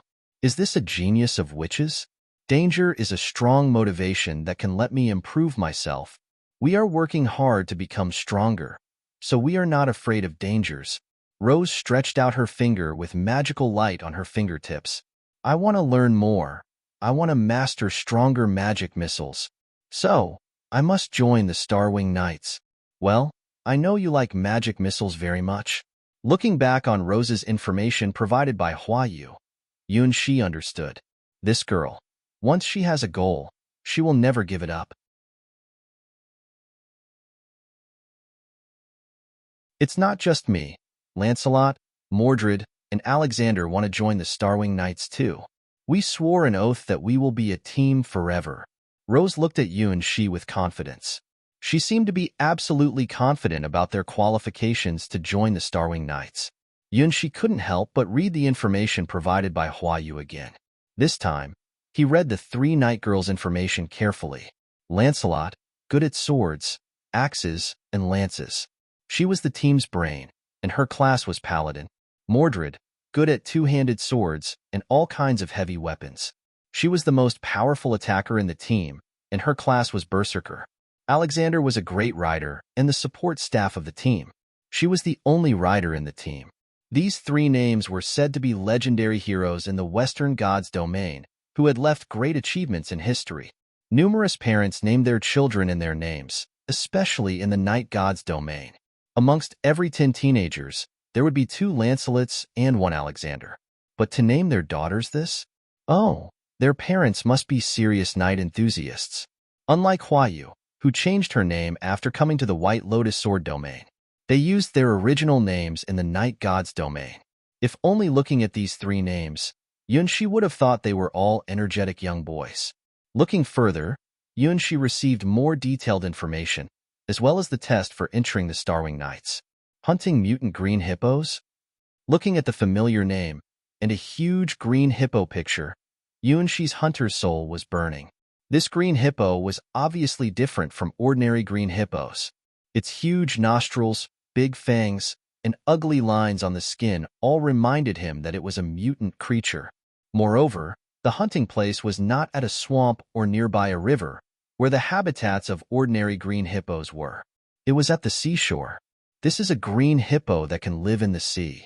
It's so rare and strange. Yes, let's go hunting for the green hippo and bring back its teeth, tail, and meat. Little Rose had courage far beyond her stature. Since this was the test for joining the Starwing Knights, then she would do her best. Yunshi wanted to say something, but finally said nothing and nodded. Well, recently, Teacher Cassina was still drunk in Hydra's wine cellar. It's not a bad idea to follow the small group, observing their hunting. Perhaps they really had the qualifications to join the Starwing Knights. Well then go. Rose raised her broomstick excitedly and marched forward, then was tripped by the hem of her robe and fell to the ground violently. Yunshi quickly caught the little witch in his arms in case that she hit the ground. There was a feeling on his fingertips that was heavy. It was not the flat feeling when he hugged Mumu. It's true. This witch's chest is very big. For some reason, the information he read before appeared in his mind. Whoa. Being hugged by Yunshi, Rose was so shy that her body huddled up all over. Her broad robe covered her body like a single sheet, and her little face under her pointed hat had long turned red. Thank you. It was not much louder than a mosquito's noise. If Rose could choose, she would have created a magic space and hid inside of that space for 24 hours. Don't worry, you're still small. She habitually touched the little witch's head, but the feeling just now still remained on his fingertips. That touch, that softness. Yu's information wasn't wrong. This little magic girl does have a body completely inconsistent with her small body. But why did she hide it with magic and keep it a secret? No one could tell what she really looked like from her current appearance. And how did Yu know this secret? Even Shi, who felt it with his fingers personally, just now, was still wondering if it was just his imagination. I'm not small. Rose put her arms around her chest as if she was a puppy who pretended to be ferocious. Indeed, they are not small at all. The stronger a witch is, the bigger her breasts would be. If this is true, then, what an amazing genius. She confirmed once again that Rose was probably the first genius which he had encountered. On the street outside the Sword Palace, in front of a small shop, 3 young female knights who had arrived early saw the little witch's pointed hat and raised their hands together. Rose, this way, this way. Rose, don't go the wrong way.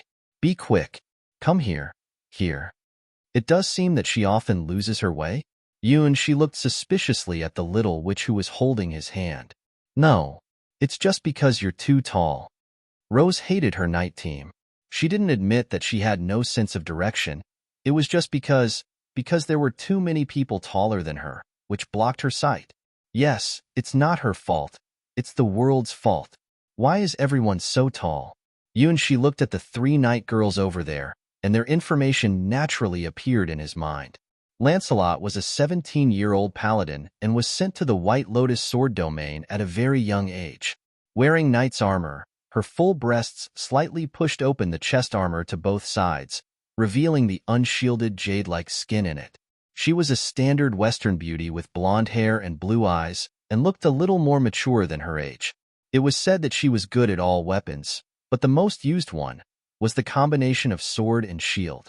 Mordred had the same blonde hair, but her eyes were slightly red. Her weapons were a 2-handed sword and a huge tower shield. She was also the tallest amongst the 3, about 1.8 meters tall. Although she was a knight, she had Berserker bloodline. Even in the Night God's domain, Berserker bloodline was pretty rare. In addition, the size of her breasts was also the biggest amongst the 3 girls. The last girl was Alexander, the only girl with flaxen-colored hair. Her weapons were a scepter and a buckler. Behind them were caravans especially prepared for hunting. A pair of vigorous horses were beating their noses and kicking their hooves.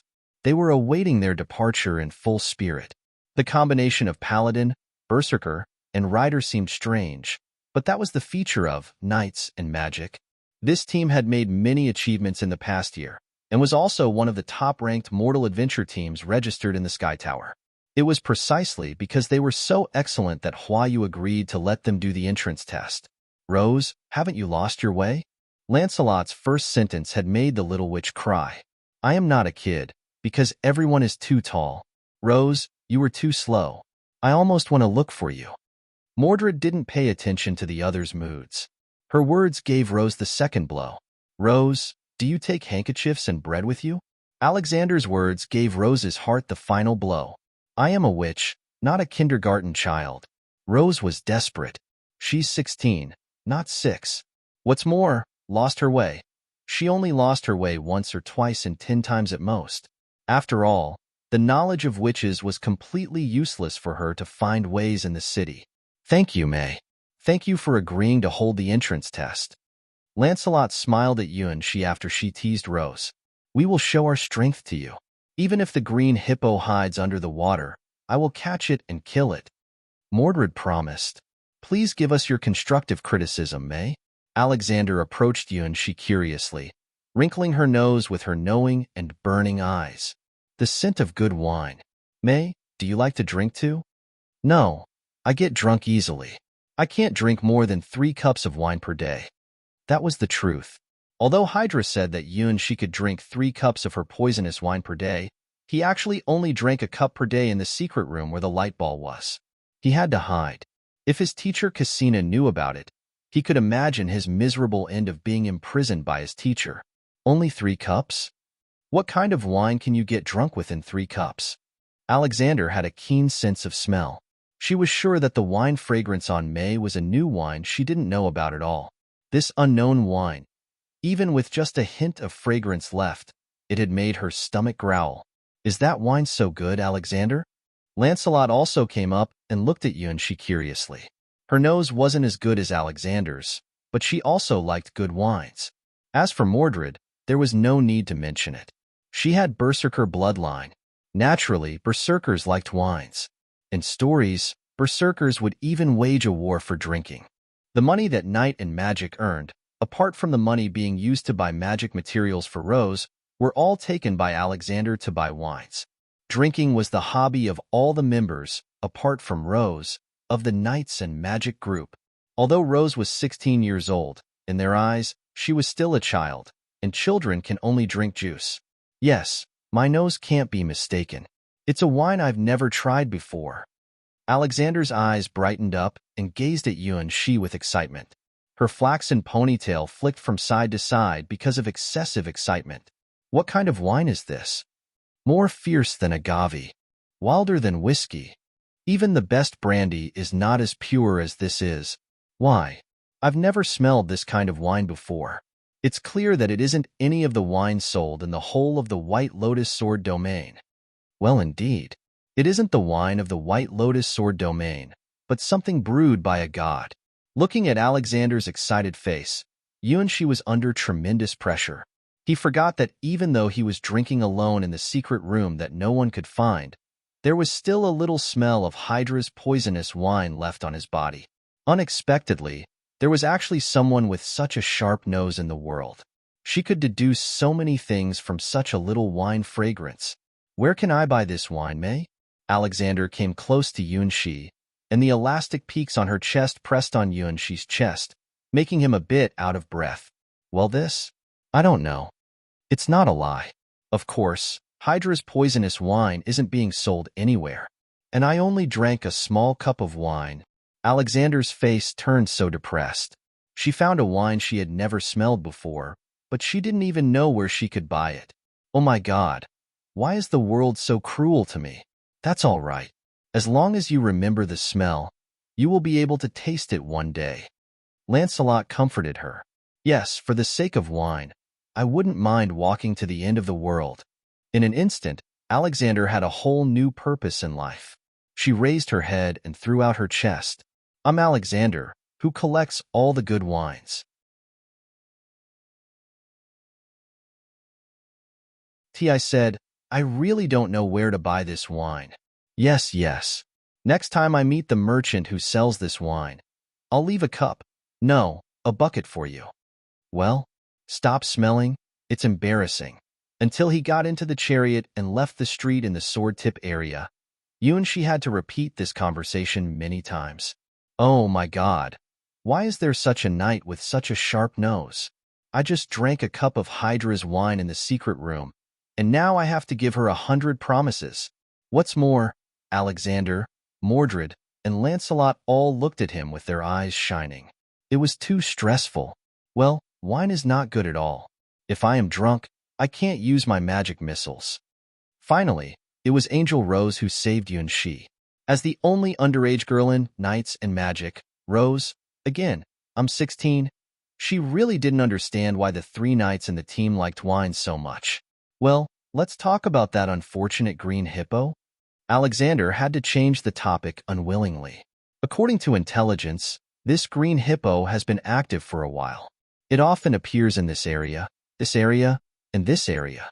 Lancelot took out a map and began to work out the hunting plan. What weapon does it use? Still a wooden stick? Mordred licked her lips with an eager look. No, this green hippo has a significantly higher IQ than other green hippos. Its weapon is a giant stone club, which should be a kind of natural obsidian it found in the sea. Lancelot quickly drew a giant stone club on the paper with a pen.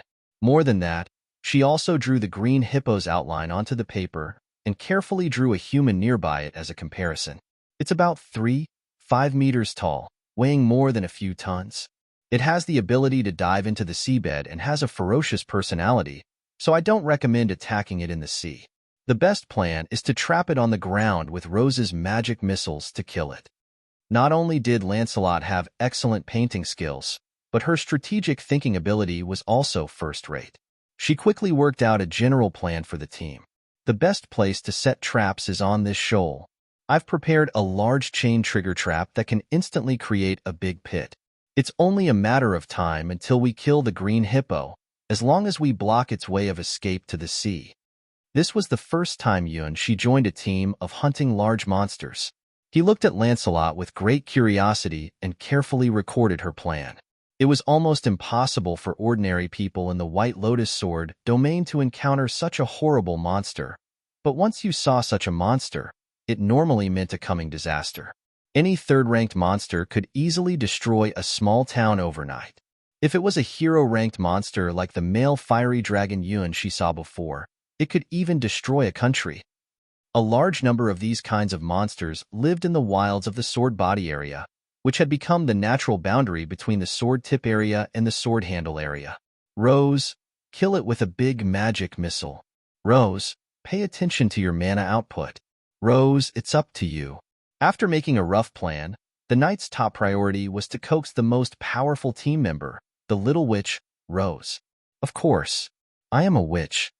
Only then will Rose feel proud and elated. What's the difference between magicians and witches? In fact, as far as magic itself was concerned, the gap was not very big. Magicians could also use magic that witches could perform. There was no insurmountable boundary between the two. However, there was a decisive difference between magicians and witches. That is, magicians' magic power was basically constant. Take the same magic missile as an example, which was the most basic magic in all magic books. When magicians performed a magic missile, no matter how strong they were, the power of their magic missiles was the same. However, witches could easily break this boundary. Their witch bloodline could let them release more powerful magic missiles. Take Rose's magic missile as an example. The attack power of her magic missile was a dozen times stronger than common magic missile. If a magician wanted to learn advanced versions of magic missiles such as large magic missile and multiple magic missiles, the magician must reach the hero rank first. However, there was no such restriction on witches. Now Rose was still immortal, but she could not only use large magic missile and multiple magic missiles, but also could perform magic missile storm. Magicians needed to learn magic, then they could master it. Witches only needed to practice magic to strengthen magic, completely ignoring the learning process. Because they were born with powerful magic, which came from their witch bloodline. For them, mastering the magic in the air was as natural as breathing. Almost all witches could easily enter the hero rank, while human beings struggled their best to crowd onto the single wooden bridge leading to the entrance of the hero rank. Countless geniuses failed at the entrance of the hero rank and could see no hope in their lives. Perhaps witches couldn't master as much magic as magicians could learn, but their talents were far better than any human magicians. Until when it came to entering the legend rank, the witch bloodline couldn't help witches too much, and by that time, human beings had the hope of catching up with witches.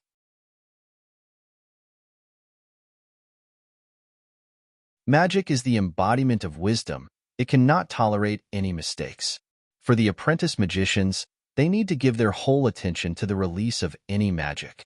Once a magic model is wrong, magic regurgitation could easily kill them. This kind of thing never happens to the witches. Once they are born and have opened their eyes, they are naturally immersed in the sea of mana, naturally learn how to absorb the mana from the air, and naturally resonate with their witch bloodline. Witches would never be exposed to magic regurgitation. Even if their magic was forcibly interrupted by an enemy, it would only deplete their mana but wouldn't cause any damage to their bodies. Not only that, when witches are in high spirits, the power of their magic would increase significantly because of the blood resonance effect. If they were facing a desperate situation or if their emotions were in an extreme state, the magic they could release would even be far beyond the limit of their rank. In the history of Witch God's domain, There was a mortal ranked witch who performed a legend-ranked magic spell because of crushing despair. On the night of her marriage, a war broke out and she lost her lover. She opened the door of the taboo by offering herself as a sacrifice in despair. Overnight, monsters emerged from that door and ruined the entire country. This was the power of the witch bloodline. That was why Lancelot, Mordred, and Alexander all cheered for Rose before they went hunting monsters. As long as Rose was in high spirits, her magic power would rise sharply. Even if there were 10 green hippos, she could easily handle them. Well, this green hippo is dead. By looking at Rose's proud face, Lancelot knew that there wouldn't be an accident this time. A mutant green hippo is nothing in front of Rose when she is in such an excited mood. About 3 hours later, they arrived at their destination, a corner of the wilderness in the Swordbody area. Splash, splash. The seawater beat against the uneven rocks, stirring up froth all over. She sat alone on a coconut tree about 10 meters tall, looking at the knights and magic team that had been ambushed hundreds of meters away. Like the most standard formation in the textbook, the 3 knights protected the little witch in a triangular formation. No attack from any direction could surpass the defense of the 3. As for Rose, she was meditating with her eyes closed. Only then could she really feel that this little witch was not a spoiled young lady, but an excellent hunter who had experienced all kinds of battles with the 3 knights. There were no wars in the White Lotus sword domain. Therefore, exploring the Swordbody area, hunting monsters in the wilderness, or searching for treasures were the most common tasks of the adventure teams in this remote sword domain. When Yunshi was a child, he also occasionally dreamed of such a free life. But the reality is that the mortal world does not need such a strong adventure team.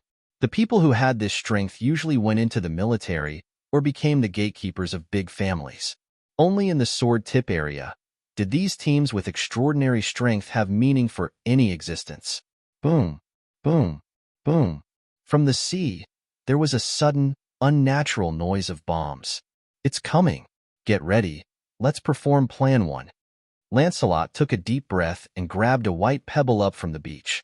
The huge figure of the green hippo emerged little by little from the sea. The green hippo was taller and stronger than Lancelot's sketch. Its skin was covered with patterns that ordinary green hippos didn't have, and the giant stone club in its hand was mosaicked with many strange crystal fragments. Strange. It's not the same as in the intelligence report? Alexander frowned. The green hippo's information provided by the Hunters Guild was very different from what the real green hippo was they saw with their own eyes. Looks like this guy's a little bigger than we thought. Mordred compared her two-handed sword with the height of the green hippo and affirmed that the green hippo was absolutely over 4 meters tall, much larger than what they were told. The situation has changed. Let's perform Plan 2. It was very common that problems arose during hunting, and Lancelot was naturally prepared for this. Anything could happen in the wilderness. It wasn't surprising to meet a hero-ranked monster when a team was hunting a common monster in the wilderness. At least, even though the green hippo's size got bigger and its weapon looked stronger, it was still a green hippo and hadn't become anything else. As long as it was still a green hippo, Rose could kill it. Her attack power was far beyond the mortal rank and approached the hero rank. The original plan was to lure the green hippo into the trap and then let Rose attack it with her magic missile. Now the plan has changed. I'm going to attract the green hippo's attention. You take Rose back.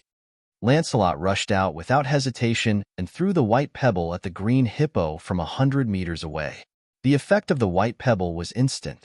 The green hippo was provoked and burst into a rage and rushed towards Lancelot at a roaring pace. Combination. Lancelot used an incredible way to assemble her sword and shield into a strange hammer. With flexible steps, Lancelot rushed to the angry green hippo and skipped around to the green hippo's back. Boom! The green hippo hit the ground with the stone club, making a big hole in the ground and splashing numerous gravel about.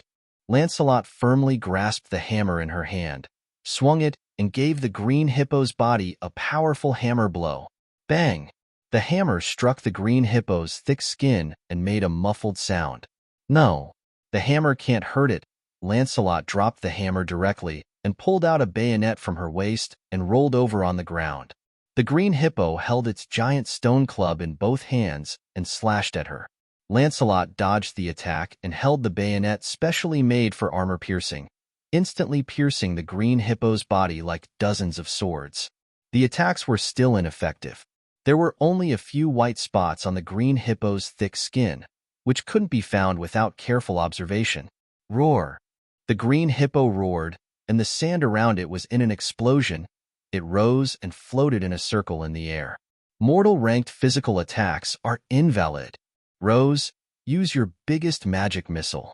You're tuning in to the Romance Rendezvous YouTube channel. We're so grateful for your support, and don't forget to subscribe to join us on this incredible journey through captivating stories. Your generosity through donations truly makes a world of difference, as it's the primary source of revenue that allows me to expand and enhance this channel for you. Thank you from the bottom of my heart for being a part of this adventure.